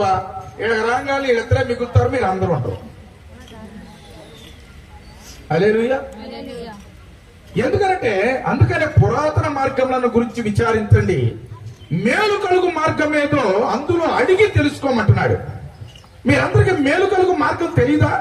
భలేవారండి, మీ అందరికీ తెలుసు. మీరు ఎంత మంచివాడు తెలుసా? పుట్టిన కాడి నుంచి వాక్యం వింటున్నారు, మంచి మంచి పాటలు పాడతారు, పాటలో ఉన్న సారాంశం తెలుసు, పాటల విధానం. వాక్యం చదవమంటే బాబో మామూలుగా చదవరు. మీ వాక్యం చదువుతుంటే మేము కూడా మరి అంతే సంగతులు. మరి ఏం తెలియదు మీకు అంటే, తెలియాల్సింది తెలియదు. అది ఇక్కడ చెబుతున్న మాట. అది తెలియాల్సింది తెలియాలి అంటే ముందు మనం ఏం చేయబడాలి? అమ్మా కొంచెం కూర్చోండి అమ్మా, కొంచెం మాటలు కొంచెం తగ్గించండి, అటు కొంచెం కూర్చోండి అమ్మా, వెనకాలండి. మీరు మాటలు మీ ప్రసంగాలు ఎక్కువైపోతే ఉన్నది కాస్త పెట్టేయాల్సి వచ్చిందమ్మా. దయచేసి వెనకలు ఎవరు మాట్లాడొద్దు. ఒక 10 నిమిషాలు కొద్దిగా వాక్యం వినండమ్మా. హల్లెలూయా. కూర్చోండి అందరూ. హల్లెలూయా. అమ్మ మీరు నుంచున్నారు అనుకోండి, వాళ్ళు మిమ్మల్నే చూస్తూ ఉంటారు ప్రేక్షకుల్లాగా. హల్లెలూయా. ఏమంటే ఇక్కడ దేవుని బిడ్డలు ఉన్నారు, 2 చేతులు తల్లి చెప్తారా? హల్లెలూయా, హల్లెలూయా, హల్లెలూయా, హల్లెలూయా. బైబిల్ మనకి ఏం బోధిస్తుందంటే, మార్గంలో నిలిచిచుడి, పురాతన మార్గములను గురించి విచారించుడి, మేలు కలుగు మార్గం ఏదో అందులో అడిగి తెలుసుకొని నడుచుకునుడి, అప్పుడు మీ ప్రాణములకు నెమ్మది కలుగు. చూద్దాం ఎందుకు చూడండి, 6:16 చూడండి. ఇర్మియా వాళ్ళు చూడాలని సంబరపడుతున్నారు. తొందరగా చూద్దాం, త్వరగా చదవాలి దయించి ప్లీజ్. యెహోవా దేవుడు ఇలాగూ సెలవిచ్చుచున్నాడు, మీ ప్రయాణములో మీ దారిలో నిలబడి చూడండి. ఓల్డ్ మార్గం మొదటి నుంచి మన తాత ముత్తాతల కాడి నుంచి ఏదైతే త్రోవ ఉందో దాన్ని తెలుసుకోండి. మీ సొంత మార్గాలు పెట్టుకోకుండా విచారించమంటే అడగమంటున్నాడు. ఇప్పుడు నేను వచ్చినట్టు అడిగినట్టు. దేవునికి స్తోత్రం. హల్లెలూయా. నెక్స్ట్ మేలు కలుగు మార్గమేది. చూసారా, మార్గంలో కూడా మేలు కలిగే మార్గం ఉందంట. మార్గాల్లో ఎన్ని ఉన్నాయి? మేలు కలగని ఉన్నాయి, మేలు కలిగే ఉన్నాయి. ముందు మనం ఏం కావాలి? మనకి మేలు కలిగేది కావాలి. మనకు మేలు ఏది కావాలి అనేది ముందు మనం ఆలోచించాలి. మేలు కలిగే మార్గమును అని అడిగి అందులో నడుచుకొనుడి, అప్పుడు మీకు నెమ్మది కలుగును. ఎప్పుడు నెమ్మది కలుగుతుందండి? ఎప్పుడు ఎప్పుడు అప్పుడు ఎప్పుడు అప్పుడు నడిచినప్పుడు. అది అప్పుడు అంటే నడిచినప్పుడు మీకు నెమ్మది కలుగుతుంది. అప్పుడు దాకా మీకు నెమ్మది లేదు. కుటుంబాలకి మనం అనుకుంటున్నాం, ఈసారితో మా పని అయిపోద్ది, ఈసారి బాకీలు తీరిపోతే నెమ్మది వచ్చుద్ది, ఈసారి మా అబ్బాయికి ఉద్యోగం వచ్చుద్ది, నెమ్మది కలుగుద్ది, ఈసారి నేను మంచిగా బైక్ కొంటాను, నెమ్మది వచ్చుద్ది, ఈ కొంటాను, అవి కొంటాను, అవి చేస్తాను, నెమ్మది అన్న. బ్రతుకంతా ఈడుపులే. అందుకని మన ప్రయాస ఏంటంట, పుట్టిన కాడి నుంచి చచ్చేంత వరకు ప్రయాస పడుతూనే ఉన్నాం. ఏంటంటే చచ్చినప్పుడు కూడా అలా ఉండకూడదనే ఇక్కడ అంటాడు. మీ బ్రతుకులకు నెమ్మది కలుగుతుంది, మీ మనసులకు నెమ్మది. నిజంగా మీరు మీ గుడ్డల మీద చేసుకుని చెప్పండి, మీరు అందరూ ఎంతమంది నెమ్మదిగా ఉన్నారు ఒకసారి చెప్తారా? పోతాం అనుకున్నా ప్లీజ్, ఏమనుకోకండి. పాస్టర్ గారు వచ్చేసి మాట్లాడినారని. ఏమంటే మీరు అందరూ నెమ్మది చెయ్యమంటే అటు చూస్తారండి. ఎవరు నెమ్మదిగా ఉన్నారండి? అందరూ నెమ్మదిలో. నేను బాగున్నాను అనుకున్న వాళ్ళందరూ కొంచెం చెయ్యస్తారా చూద్దామని. నేను మీ గురించి 10 మందికి చెప్పాలండి. మీ నెమ్మదిని గురించి 10 మందికి చెప్తే వాళ్ళందరూ రక్షణ పొందుతారు, ఆత్మీయంగా తెలుసుకుంటారని. చూసారా, మీకే భయం ఉంటుంది. ఎందుకని? మీ అంతరాత్మ చెబుతుంది, నోరు మూసుకొని కూర్చో, ఎక్కడిస్తావే చెయ్యి, నీకు అది లేదా, ఇది లేదా, అది ఉంది, ఇది ఉంది కదమ్మా. నెమ్మది లేదు. మీ అంతరాత్మను కదిలించి చూసుకో. ఎవరికి నెమ్మది లేదు ప్రేమైన దేవుడా. అమ్మా ఇక్కడ ఎవరన్నా అమ్మా డ్రింకుల తర్వాత పంచేతుడు మనం అలవాటుగా మార్చుకున్నామంటే, ఈ రోజు నెమ్మది ఉండదని, రేపు నెమ్మది ఉండదని, ఎల్లుండి నెమ్మది ఉండదని, అవతల నెమ్మది ఉండదని నెమ్మది కోసం ప్రయాసపడుతున్నాం, కానీ నెమ్మది లేదు. కారణం ఎందుకని? పురాతన మార్గంలో నీతి కలిగే మార్గంలో, నెమ్మది కలిగే మార్గంలో మనం లేవు. అందుకని దావీదు అంటాడు, అరే భూ సంబంధమైన మార్గాలు ఎన్నో ఉండొచ్చు కానీ పర సంబంధమైన మార్గం ఒకటి ఉంది. అంటే ఈ మార్గంలో సహజమైన రీతిలో నేను బ్రతుకుతాను కానీ నేను వెళ్ళేటప్పుడు అయ్యా నీకు ఒక మార్గాన్ని బోధించాలి అనుకుంటున్నా అని సొలొమోను తన కుమారుడికి చెప్తాడు. 1 రాజుల గ్రంథం 2వ అధ్యాయము 2వ వచనం. ప్లీజ్ త్వరగా తీస్తారా? 1 రాజుల 2వ అధ్యాయము మొదటి కాని చదవండి, 2వ వచనం కానించి. దావీదునకు మరణకాలము సమీప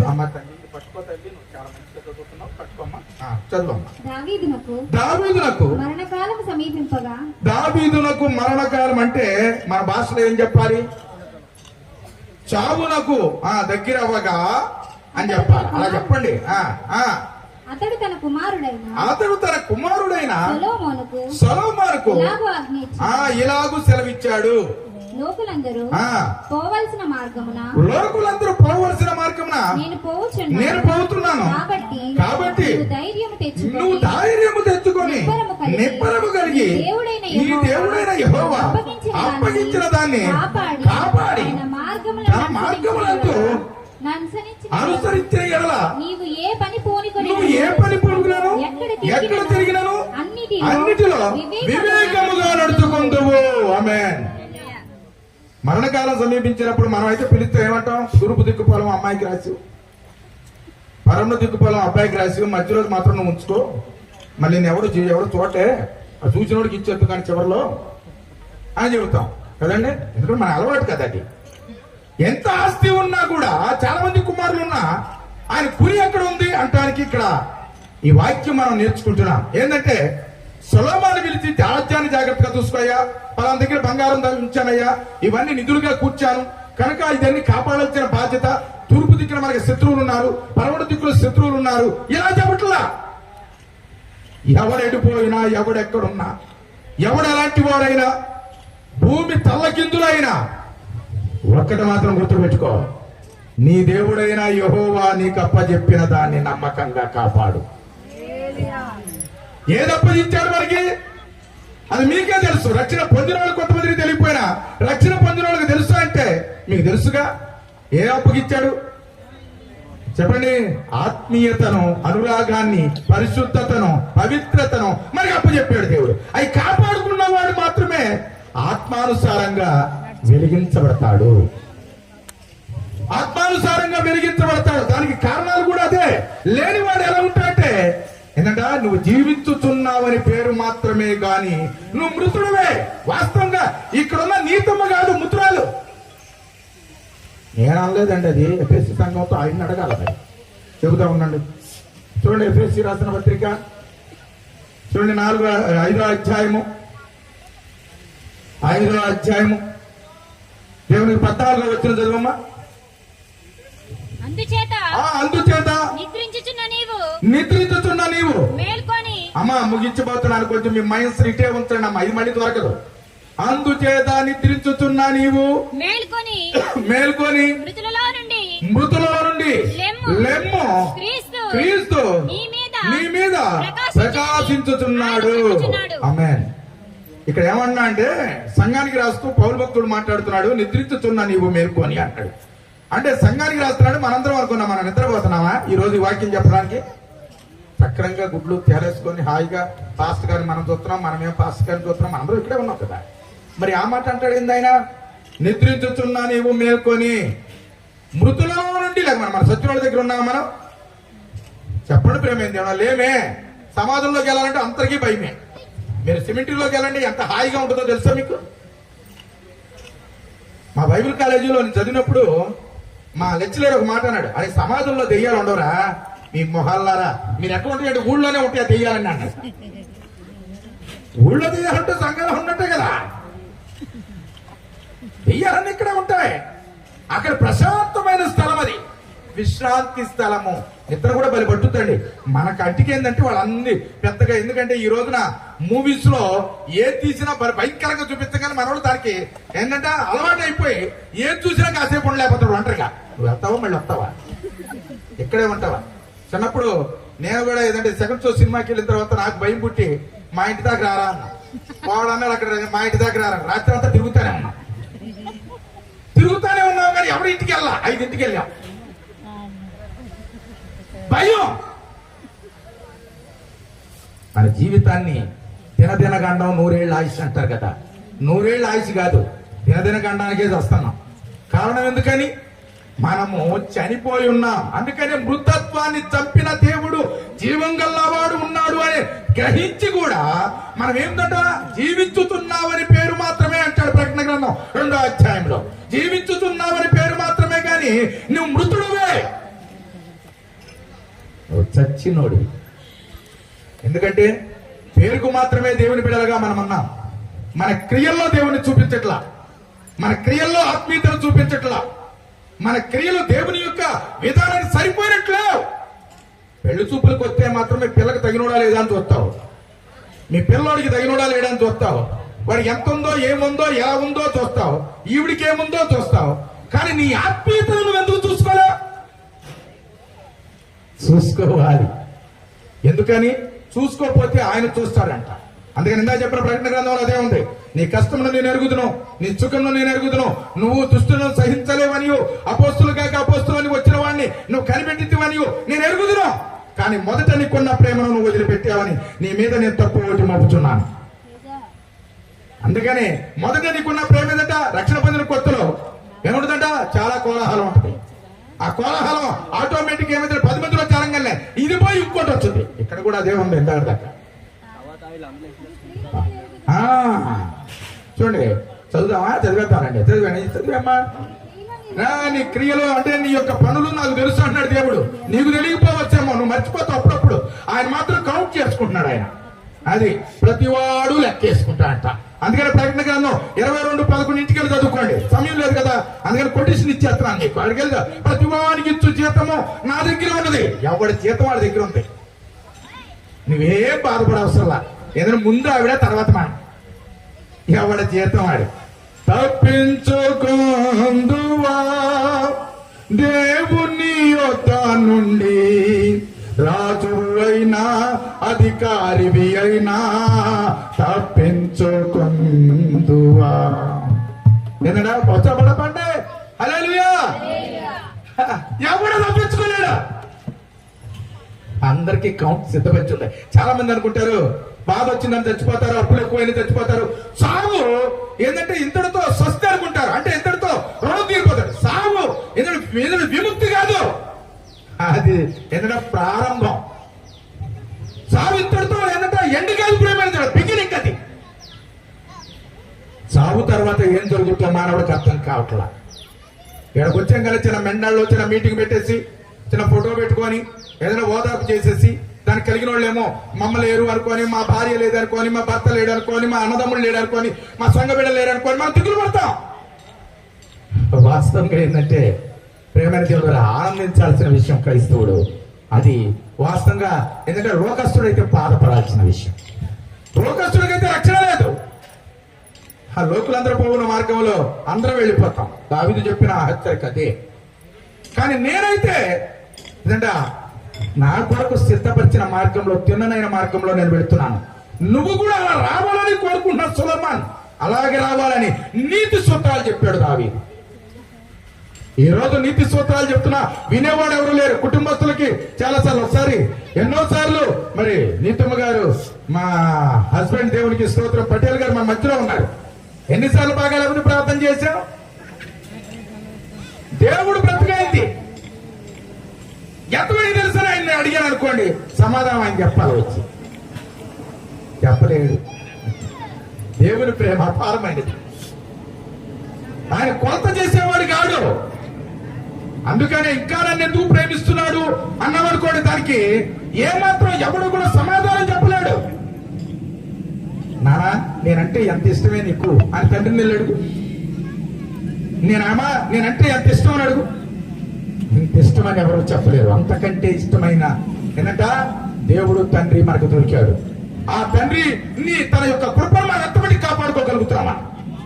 ఈ రోజు మనం అనుకుంటున్నాం ఏంటంట మన యొక్క భక్తులతోనో లేకపోతే మన యొక్క ఏంటంటే స్థితిగతులతోనో ఏదో ఆ కాసేపు వచ్చి దేవుడిని 2 నిమిషాలు కూటం పెట్టేసేసి పాస్టర్ గారితో ఏకీభవించి 2 మాటలు మాట్లాడేసి దీన్ని సంతృప్తి పడి ఇంతటితో మన జీవనాన్ని మనం ఏంటంటే కంటిన్యూ చేసుకుంటమే మనం నేర్చుకున్న విధానం. కానీ కూడికి అది కాదు. ఒక వ్యక్తిని యొక్క విలువలు తెలుసుకోవాలి, ఆ వెళ్ళిన స్థితిని తెలుసుకోవాలి, అందులో మనల్ని కంపేర్ చేసుకోవాలి. మనం ఎలా ఉన్నాం, ఆ వ్యక్తి ఎలా ఉండనే రేపు పొద్దున ఆ వ్యక్తి స్థానంలో అందరూ వెళ్తాం. ఆ వ్యక్తి స్థానంలో అందరం వెళ్తాం. వెళ్లే ప్రతి వాడు కూడా ఏ మార్గంలో వెళ్తున్నాడా అని తెలుసుకోవాలి. మొదటిగా నువ్వు వెళ్ళేది తిన్ననైన మార్గమా లేకపోతే మధ్యలో ఆగిపోయే మార్గమా తెలుసుకోవాలి. ఇది తెలియకపోతే నీ క్రైస్తవత్వం వ్యర్థం, ప్రేమైనది ఉండరా. యేసు ప్రభువారు మనం వచ్చి ఇవే మనకి నేర్పించింది. నేను వెళుతున్నాను మీ కొరకు ఏం చేస్తారో స్థలము సిద్ధపరచడానికి వెళుతున్నాను, నేనుండు స్థలములోను మీరును ఉండులాగునా. ఎంత చక్కని మాట్లాడవి. యోహాను సువార్త 14వ అధ్యాయం ఇంటికి వెళ్ళి చదువుకోండి. ఏమంటాడు? నేనుండు స్థలంలో మీరును ఉండులాగున మళ్ళీ వచ్చి మిమ్మల్ని తీసుకొని వెళ్తాను. మళ్ళీ వచ్చి దేవుడు చావులో కూడా మనకు తోడై ఉంటాడు.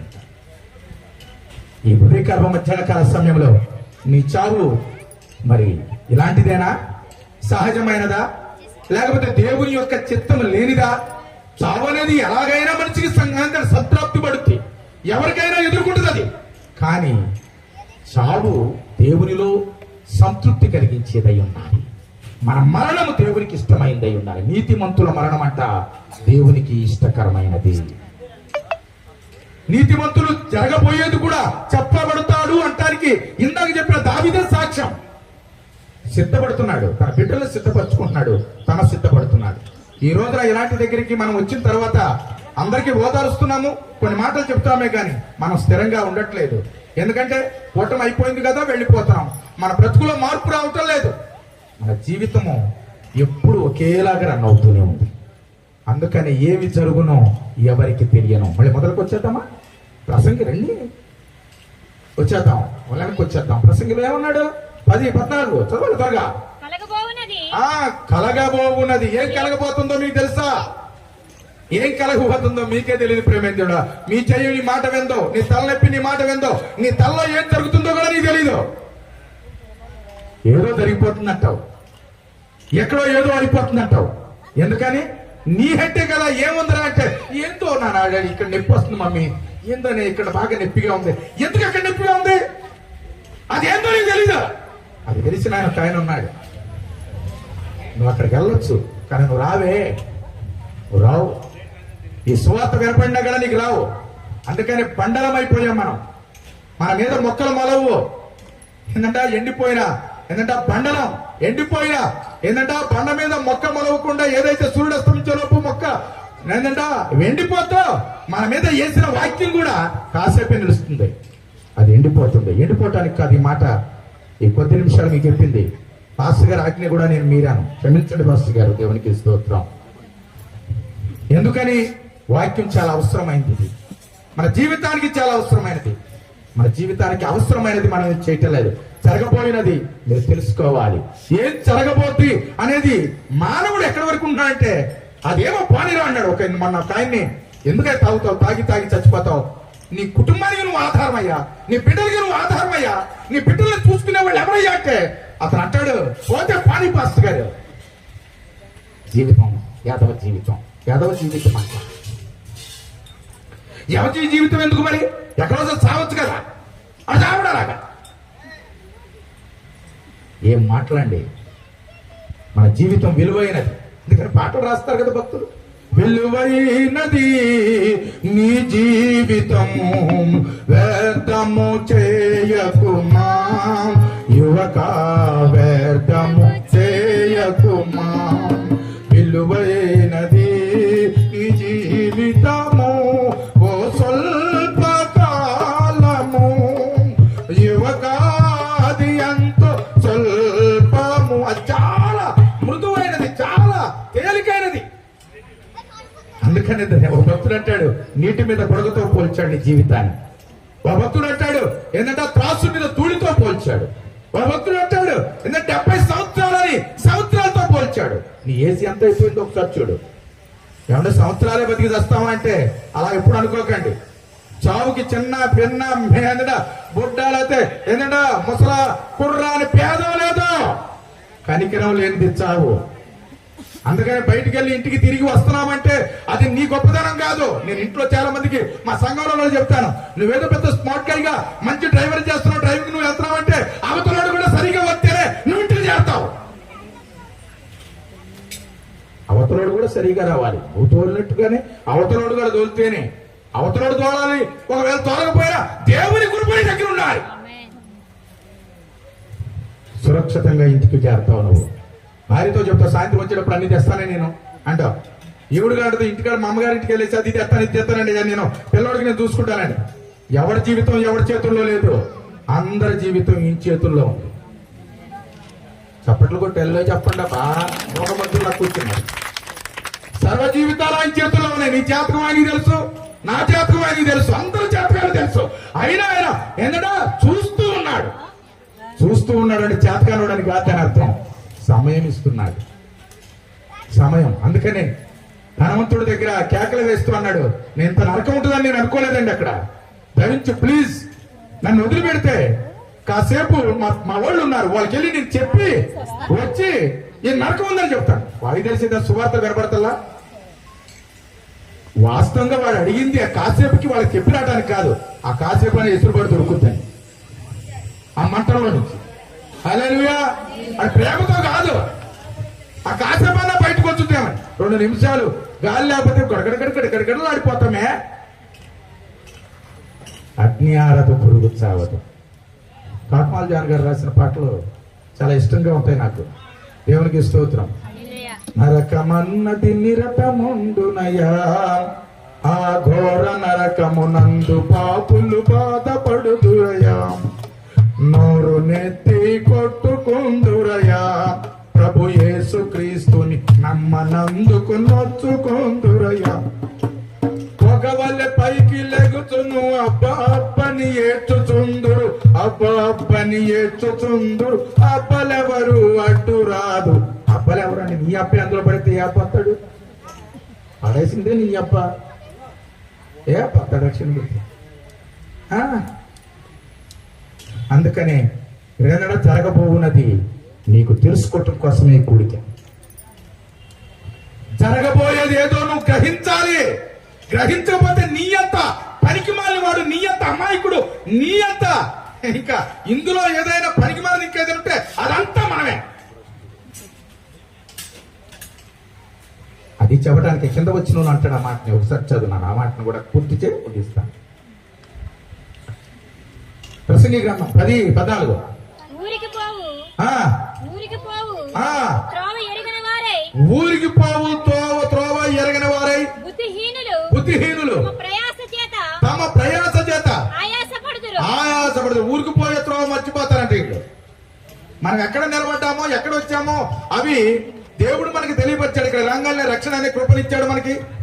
దేవుని అనే సత్యాన్ని మనకి అనుగ్రహించే ఇక్కడ మనం జీవిస్తూ పైకేమో వేషధారణ కలిగిన జీవితం. అందుకని దేవుడితో సన్నిహితమైన సావాసం ఎవరికి లేదు. ఎవరికి దేవుడితో ఎలా గడపాలో సావాసం అనేది జనాలకు అర్థం కాకపోయినా దేవుడే తన బైబిల్లో అర్థం చేసుకునేలాగా మనకి రాసిన తెలుసుకోలేని ఆ భాగ్యం. ఎలాంటి సావాసం చేయండి? అన్నండి, తండ్రి అండి, తల్లండి, స్నేహితుడండి. రైట్, ఎవరు కాదన్నారు? వీళ్ళనే పోల్చుకుంటారా మీరు? ఏమండి 5 రకాలుగా దేవుడు మనకు కనబడుతున్నాడు. 1 తండ్రిగా, 1 తల్లిగా, 1 అన్నగా, 3, 4 స్నేహితుడిగా, 5 భర్తగా కనబడుతున్నాడు. భర్తగా కనబడుతున్నాడు. బయట ఇక్కడ అందరూ భార్యాభర్తలు ఉన్నారు. మీ యొక్క సొంత ఇంట్లో, మీ ఇంట్లో, మీ రూమ్ లో ఉన్నట్టు ఇక్కడ కూర్చున్నారా? లేరే. అక్కడ ఉండే తీరు వేరు, ఇక్కడ ఉండే తీరు వేరు. దేవుడు కూడా మనకి అదే సన్నిహితమైన సావాసం చెప్పుకుంటా వచ్చాడు. ఏమనంటే ఏకాంతంగా ఆయనతో గడిపే ప్రార్థన అనుభూతిని చెప్పుకుంటా వచ్చాడు. అందుకనే అది మనకి పాత నిబంధనలో దాన్ని చేయలేదు కాబట్టి, కొంతమంది నెరవేర్చుకోలేదు కాబట్టి కొత్త నిబంధన 6:6లో దాన్ని ఎందుకంటే సంపూర్తి చేశాడు. ఆ మాటని 6:6లో ఏమన్నాడు? మత్తయి సువార్త 6:6. ప్లీజ్ అంటే తొందరగా దేవునికి స్తోత్రం కలుగును గాక. నీవు ప్రార్థన చేయనప్పుడు నీ గదిలోనికి వెళ్ళి తలుపు వేసుకొని రహస్యమందున్న చేసుకుని నీ తండ్రితోనే ప్రార్థన చేయము. అప్పుడు అప్పుడు రహస్యమందు చూచుచు నీ తండ్రి రహస్యమందున్న చూచుచున్న నీ తండ్రి నీకు ప్రతిఫలం ఇచ్చును. రహస్యమందున్న చూచుచున్న తండ్రి నీకు ప్రతిఫలం ఇస్తా అంట. ఎప్పుడు గది అనుభవం కావాలా ప్రతి క్రైస్తవుడికి? గది అనుభవం ఎప్పుడైతే ఉంటుందో జరగబోయేదేదో తెలుసుకోగలుగుతాం. గది అనుభవం, ఎందుకంటే నీ భర్త నిన్ను మించి వెళ్ళడు కదా. సంఘము భర్తకి భార్యకి చూచినైతే, భర్త దేవునికి చూచినైతే, మీ ఇద్దరికి మధ్యలో ఉన్న సత్సావాసం ఎంత ఏంటంటే ఆత్మీయంగా బలమైందో, ఆ బలానికి తగినట్టు ఆదరణతో నింపబడుతూ జరగబోయేది కూడా మనం తెలుసుకునే గొప్ప కృపను కలిగి ఉంటాం మనం. అది సంఘములో భూలోకంలో ఒక సంఘానికి మాత్రమే ఇచ్చాడు. చప్పట్లు కొట్టాలి చెప్తాం మనందరం కూడా. హల్లెలూయా. సంఘానికి ఇచ్చాడు. ఆ సంఘంలో సభ్యులుగా మనం ఉండాలి. సంఘాన్ని ఎరిగిన వారమై ఉండాలి. సంఘానికి చెందిన వారమై ఉండాలి. ఆ సంఘము దేవుడే. నువ్వు దేవుణ్ణి కలిగి ఉంటే ఖచ్చితంగా నీకు వేరే విషయాల్లో జరగబోయే దానికోసం ఎవడో నీకు చెప్పాల్సిన అవసరం లేదు. అది చెప్పడానికే ఈ రోజున ఇక్కడ మనం సమకూర్చబడ్డాం. అందుకనే 14వ వచనంలో అన్నట్టు ఎవరు మీకు చెబుతారు అంటున్నాడు. ఒక మాట పై వచ్చిన ఒక్కటి చదివేసి అమ్మ. నన్ను జరగబోయినదేదో కలగబోవున్నదేదో మనుషులు ఎరగరు. అందుకనే చెప్పడానికి ఎరగరు. ఎంత వయసు అయితే పెరిగింది కానీ ఈ చావు తర్వాత ఏం జరుగుతుందో ఎవరికి తెలియదు. ఆవిడ నీతి ఆవిడ వెళ్తుంది. ఆవిడ ఎక్కడికి వెళ్తాడ? శరీరం ఇక్కడే ఉంది, నీతి వెళ్ళుద్ది. ఆ నీతి నీకు నాకు ఉంటే ప్రేమైన దేవుడా, నిజంగా నీతిమంతులను చూసే కృప దేవుడు మనకిస్తాడు. వాళ్ళు మన మధ్యకి రారు, మనం వాళ్ళ మధ్యకి వెళ్ళగలుగుతాం. కానీ వెళ్ళేటప్పుడు ఒకసారి ఆలోచించుకో, నిజంగా దేవునికి సరిపోయినంతగా నా నీతి ఉందా? ప్రభు యెషయా గ్రంథంలో అంటాడు, నీ నీతి నాకు మురికి గుడ్డ వలె కనపడుతుంది అన్నది. మురికి గుడ్డను ఉతుక్కునే స్థితిని కలిగి ఉండాలి. ఎప్పటికప్పుడు తిన్నదా గది అనుభవం కలిగి ఉన్నప్పుడు మన జీవితానికి శుభ్రం కలిగి ఉంటాం. మార్గం తిన్నమైన మార్గంలో నడుస్తాము. ఎందుకంటే తెలియకపోతే ఎవరినైనా అడిగి బోధింపబడి సక్రమైన మార్గంలో నడవగలుగుతాము, నీతిని అనుసరించగలుగుతాం. అప్పుడు మన మరణము కూడా ఎదట వారికి ఆశీర్వాదంగా ఉంటుంది. మన కుటుంబానికి కూడా ఆశీర్వాదం కూడా. చాలా మంది మొన్న ఎంత చెప్పినా వెళ్ళలేదు. మా ఇంటి పక్కనే 2 మార్గాలు అవతల అన్నమాట. అది అన్నిటికీ ఒకప్పుడు ఒక రకంగా ఉన్నాడు, ఇప్పుడు విడిచిపెట్టాడు. ఆ కుటుంబం అంతా మన యాక్సిడెంట్ లో మీరు వినే ఉంటారు పేపర్లో. ఎక్కడ ఎండాడి దగ్గర ఒకే ఏంటంటే కారు గుద్దేసి అందరు కుటుంబ సభ్యులు చనిపోయారు. వాళ్ళే, ఎవరు ఒక్కళ్ళు కూడా మిగలలేదు. ఇలా కుటుంబ కూడికి మనం ఉన్నాం కాబట్టి పెట్టుకుంటున్నాం. ఎవరు లేరు అక్కడ. ఎక్కడికి వెళ్ళి ఉంటారు? మీరు ఒక్కసారి గమనించండి. ఈ గమనం తెలియపరచడానికి దేవుడు మీకు ఇచ్చిన కృప ఇది. అనాలోచనతోనూ అశ్రద్ధగా ఉండొద్దు ప్లీజ్. దేవునితో సహవాసం చేయటం మొదలు పెట్టండి. ఈ రోజున నీతిమో ఏ సంఘానికి వెళుతుందనేది కాదు, సంఘానికి వెళుతుందా లేదా అనేది కాదు. ఎందుకంటే ఒక సంఘాన్ని ఖచ్చితంగా నమ్ముకోవటం అనేది అది ఆశీర్వాదకరం. అది మేము ఖచ్చితంగా దాన్ని రూఢిగా చెప్పగలుగుతాం. ఆవిడ మనసుకి ఏది నచ్చినా లేకపోతే ఆవిడ తలంపులో ఏదున్నా అనవసరం. ఎక్కడైతేనేమి ఎదుగుతుంది. ఎదిగిన ఆవిడ ఏం సంపాదించుకుంది, ఈ రోజు కూర్చున్న మనం ఏం సంపాదించుకుంటున్నాం ఒక్కసారి మనసుతో. అందుకని జరగబోయేదాన్ని ఇది కూడా మీరు సేవకులుగా మీకు చెప్పలేకపోతే మా సేవా జీవితానికి తప్పు చేసిన వారం అవుతాం. కనుకనే మీకు చెప్పడానికే ఈ రోజు ప్రభు మమ్మల్ని ఇక్కడ పెట్టి ఉంచాడు. మీకు చెప్పడానికి ఈ కృపను దేవుడు ఇచ్చాడు. జరగబోయేదాన్ని తెలుసుకోండి. రేపొద్దున అందరము ఈ లోకయాత్రను ముగిస్తాం. ఒకరు 70 ఉండొచ్చు, 50 ఉండొచ్చు, 90 ఉండొచ్చు, 100 ఉండొచ్చు. ఏదో సమయంలో మనకు ఒక టైం అనేది లేదు. అందుకని 70 సంవత్సరాలు అధిక బలం ఉన్న 80 సంవత్సరాలు అన్నాడు. సంవత్సరం సహజంగా చెప్పాడు ఆయన 90వ అధ్యాయంలో, కానీ అది కరెక్ట్ కాదు. అందుకని 90వ అధ్యాయం మొదటి వచ్చిన చెప్తాడు, నరులారా తిరిగి రమ్మంటే వెళ్ళిపోవాలా. ఈ రోజు పిలుస్తున్నా ఇప్పుడు వెళ్ళిపోవాలా? ఎనీ టైం సిద్ధపాటు కలిగి ఉండాలా. మీరు ఉన్నారా? మీరు ఉంటే నిజంగా మీరు ధన్యులు. జరగబోయేది ఏం జరుగుతుందో తెలియదు కాబట్టి అది మీకు చెప్పడానికి ఈ రోజున ఈ కూడిక ఏర్పాటు చేయబడింది. ఈ కూడిక ప్రాముఖ్యమైన ఉద్దేశం, సంకల్పం ఇదే. ఇది కృపను దేవుడు నాకు ఇచ్చాడు. సేవకుల ద్వారా నాకు ఇప్పించినందుకు సేవకులు కూడా వందనాలు చెల్లిస్తున్నాను. మిగతా కార్యక్రమం చెప్తాను. మీరందరూ ఒకసారి అల్లు చెప్దామా? చిన్న ప్రార్థన చేసుకున్నామండి, కళ్ళు మూసుకొని. చిన్న ప్రార్థన. దేవా, ఇప్పుడు దాకా నేను ఎలా ఉన్నాను, ఈ వాక్యం తర్వాత నా జీవితం ఎలా ఉండబోతుంది.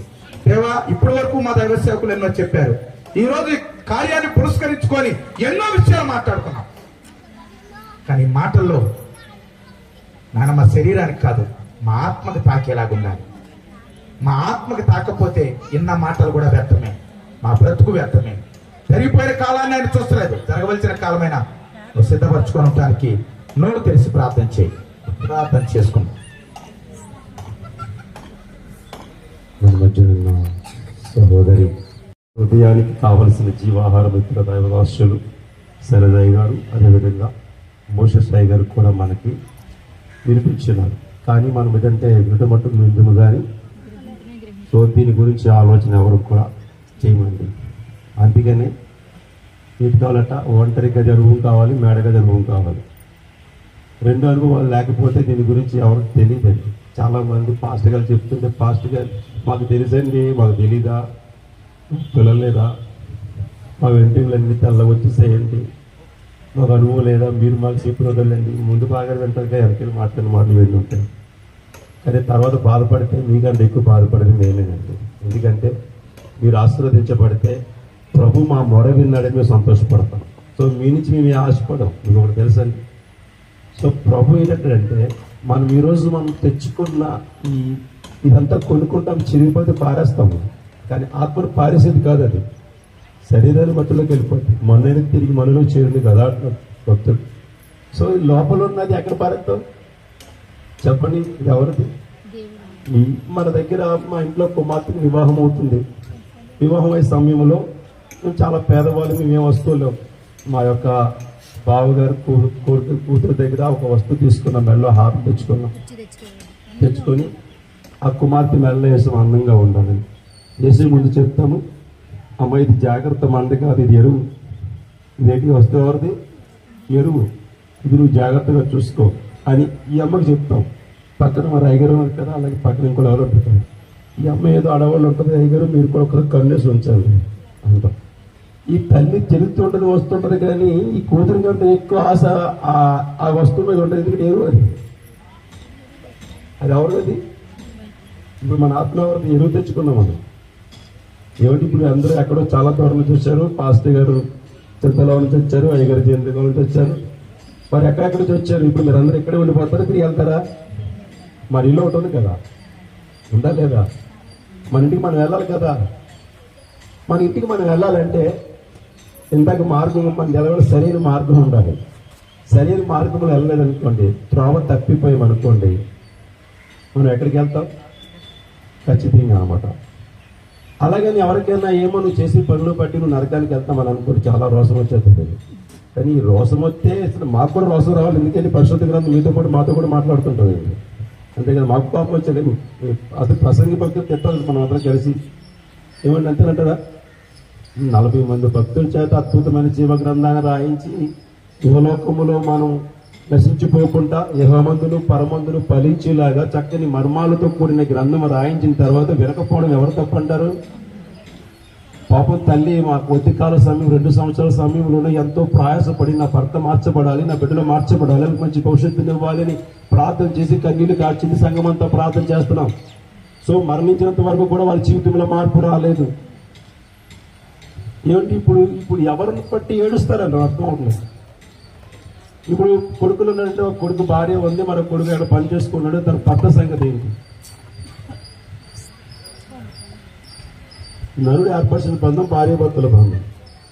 ఒక భర్త భార్య కోసం వేదన పడిన వేదన నుంచి ఏ రోజైనా ఆలోచించామా చెప్పండి?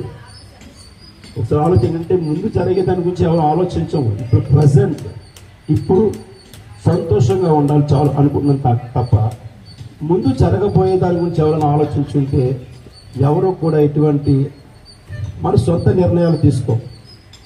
అందుకనే దావీదు భక్తుడు మాట్లాడుతుందంటే నీ చిత్తానుసారంగా బ్రతికించుడు నాకు నేర్పోయే ఆత్మలైనా. మనం ఎప్పుడు కూడా మన సొంత ఇష్టంగా బతకడానికి ఇష్టపడతాం, మనకి నచ్చినట్టుగా. సో మాకు నచ్చడిగా మేము బ్రతకమని అయితే మీకు ఎవరికి మేము చెప్పమండి. దేవుడికి నచ్చడిగా బ్రతకండి చాలు. ఎందుకంటే మేము పరలోక రాజ్యం తీసుకెళ్ళాం. రెండయ్య గారు పరలోక రాజ్యం వెళ్ళడం అంటే మా వల్ల కాదు అది.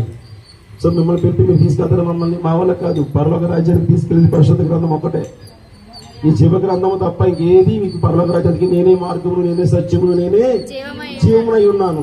మార్గం ఆయనే, సత్యము ఆయనే, జీవము ఆయనే. మరి ఆయన వెంబడిస్తే మనం ఖచ్చితంగా అక్కడికి వెళ్తాం. నేను గ్యారంటీ 100% అక్కడ రాగలని. ఇప్పుడు ప్రజలు దైవదాసులు పితృ సమానం కాదు, ఇద్దరు కూడా ఇక్కడే కూర్చున్నారు. వీళ్ళకి దారి తెలియదు, ముగ్గురు అడిగి వచ్చారు. నెక్స్ట్ రమ్మని చెప్తే ఏం చేస్తారండి? ఎందుకని ఏ పాస్టర్ గారు ఇంతవరకు మా చర్చ మీకు తెలియదు, అయ్యగారికి తెలియదు. సో పాస్టర్ గారు 3-4 కాల్ చేశారు. వాళ్ళు ఇంతకుముందు మన కమిషన్కి అయ్యగారు కాల్ చేసి ఎక్కడ బాబు రోడ్డు మీద ఉన్నా నాకు తెలియట్లేదు అంటే అక్కడికి వెళ్ళి పరిగెత్తు దగ్గర లా తీసుకొచ్చి ఇక్కడికి వచ్చి అక్కడికి వస్తారు. ఇది నేమి గారు ఇదో పాక నేమే పాస్టర్ గారు పాక ఇది అనమాట అర్థమైపోయింది. ఇప్పుడు పాస్టర్ గారు మా చర్చి కూడా ప్రార్థన వెళ్ళాను అనుకోండి, ఈసారి డైరెక్ట్గా వచ్చేస్తారు. అంటే వాక్యం విన్న తర్వాత మనం ఎవరై ఉన్నాము? ఎరిగిన వారమై ఉన్నాము. ఎరగిన వారం అయితే కాదు, ఎరిగిన వారం అయి ఉండి కూడా మనం అవివేకములుగా బ్రతికేమనుకుంటే ఒకవేళ మన పరిస్థితి తర్వాత ఎవరు కూడా భవిష్యత్. దయచేసి గమనించండి, విలువైన మాట. సామెత గ్రంథంలో అద్భుతమైన మాట ఉంది. ఇదట మంచి ముచ్చుమటి మాట, విలువైన మాట. ఇది బంగారం పల్లెములో పెట్టబడిన మాట. ఈ మాటలు జాగ్రత్తగా హృదయంలో దాచుకోండి. నేను 2 మాటలు చెప్పి నేను ముగిస్తాను. ఎందుకంటే అందరికీ కూడా ఇప్పుడు ఎందుకో ఒక ప్రసంగం అయిపోయింది, 2వ ప్రసంగం అయ్యగారు అయిపోయింది, ఇప్పుడు 3వ ప్రసంగం ఇచ్చేసి ఏది మీకు కన్ఫ్యూజ్ అయిపోతారు. ఇప్పుడు ఏ మాటలు వినడానికి అర్థం అవుతుంది. అందుకైతే నేను 2 మాటలు చెప్పి ముగిస్తానంటే చదువుతాను అంతే, ఏం కాదు. కీర్తన గ్రంథము 89వ అధ్యాయము 48వ వచనం ఒకసారి చూడండి. మరణము చూడక బ్రతుకు ఎవరన్నా ఉన్నారా చెప్పండి? మరణము చేయించిన వాడైతే ఒకడే ఉన్నాడు, కానీ మరణము చూడలేనంటే భూలోకంలో ఎవరు లేరు. తాతలు ముత్తాతల గాలి చూస్తున్నాం మనం అందరం కూడా.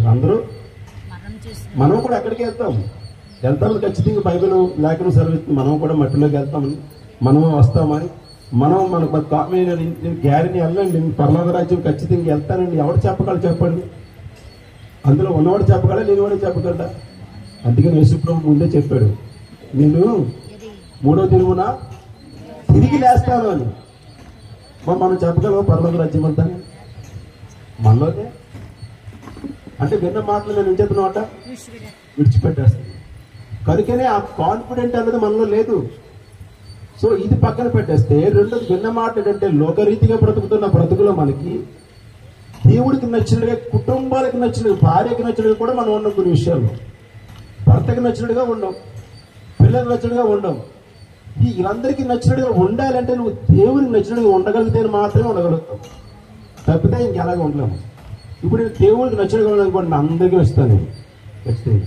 ఎందుకంటే దేవుడు చెప్పిన విధానం నేను నడుస్తాను కాబట్టి, ప్రవర్తిస్తాను కాబట్టి నేను అందరికీ ఇష్టపడతాను. సో దేవుడికి నచ్చిన బ్రతకలేనప్పుడు నేను కొందరికే ఇష్టపడతాను. ఎందుకంటే తప్పదు కాబట్టి నా భార్య వండి పెడతాను, తప్పదు కాబట్టి ఇంటికి పెడతాను. కానీ మనసులో భావం ఉంటుంది, ఇది ఎప్పుడు పోతాడో లేకపోతే ఇంటికి లేకపోయినా పర్వాలేదు, బాగుంటుంది. ఇది తను నచ్చినట్టు బ్రతకలేదు. అలాగే దేవుడు మనకి భూలోకములో మనకి ఆత్మను ఎరువుగా ఇచ్చాడు. ఆదాము జాగ్రత్తగా భద్రపరుచుకొని నేను వచ్చిన రోజు నాకు ఇచ్చేయని. అందుకే వాక్యం చెప్పారు, నేను మరలా వచ్చినప్పుడు మిమ్మల్ని నా ఇంటికి తీసుకెళ్ళిపోతానని. ఆయన వస్తాడో రాదో పక్కన పెడితే మనం ఖచ్చితంగా వెళ్తాం. ఏమండి, వస్తాడో యేసుప్రభు చెప్పాడు. సరే వస్తాడు కాదని ఎదురు చూస్తూ మనం ఏం చేయాలట? జాగ్రత్తగా ఉండాలి. ఎలా ఉండాలి?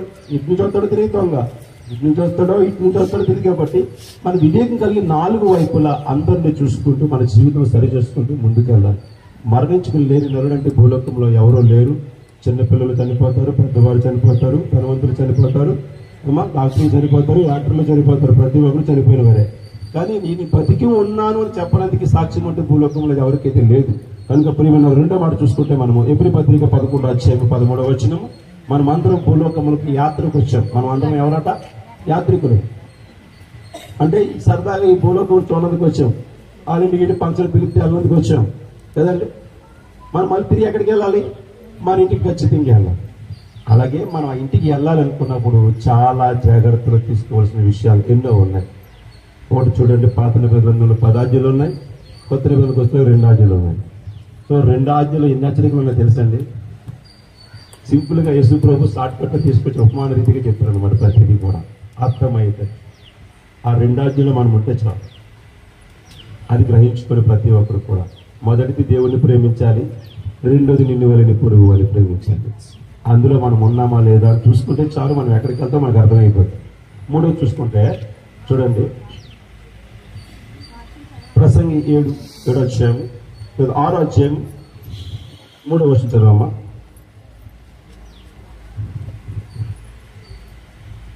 ప్రసంగి గ్రంథం నుంచి 6 అధ్యాయం 3 వచనం.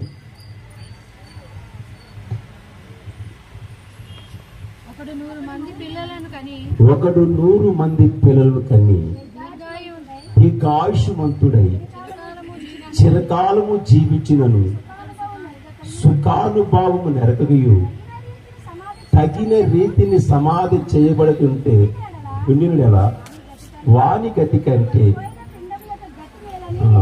ఇదట ఏమనుకున్నాడట ఆయన, 100 మంది నాకు పిల్లలు ఉన్నారండి, ఏది కానీ నా బ్రతుకు బాగోలేదు, నా మరణం బాగోలేదు.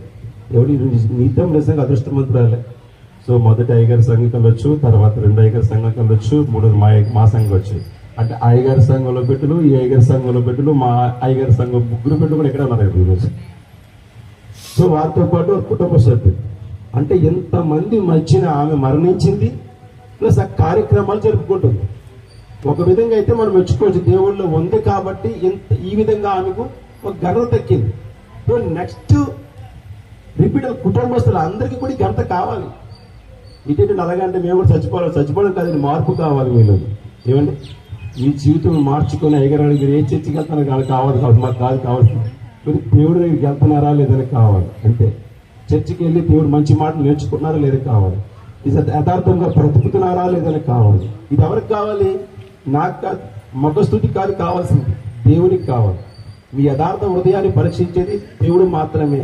కనుక దేవుడిలో నువ్వు యథార్థంగా జీవించగలిగితే, దేవుడిలో సత్యముగా బ్రతకగలిగితే, దేవుడిలో నీ పాపాన్ని ఒప్పుకొని కలగబడి మారు మనసు చెందగలిగితే నీకు రక్షణ ఉంది, రెండోది పరలోక రాజ్యానికి మార్గం ఉంది. ప్రియమైన వాళ్ళు గమనించండి, 100 మంది పిల్లలు ఉన్న సుఖానివృత్తిని మరణం చెందలేని వాడికి అంటే పడిపోయిన పిండమ గతి. కొంతమంది తిట్టుకుంటూ ఉంటారు. సో వాస్తవానికి ఎంత బాధలో ఉన్నా సరే పట్టెలు కప్పి మీరు దెబ్బలాడము ఆ రోజు. ఏమండి, ఈ పరిస్థితుల్లో మీరు ఇంత స్థితికి వచ్చే మీ జీవితం మార్చబడని ఎన్నోసారి మీ భార్య బాధపడింది, ప్రార్థన చేస్తాం, ఆమె కూడా ప్రార్థన చేసింది, ఇప్పుడు కూడా మీరు మార్చబడరా అని మాకు కోపం వచ్చింది. ఒక విధంగా బాధ, రెండోది కోపం.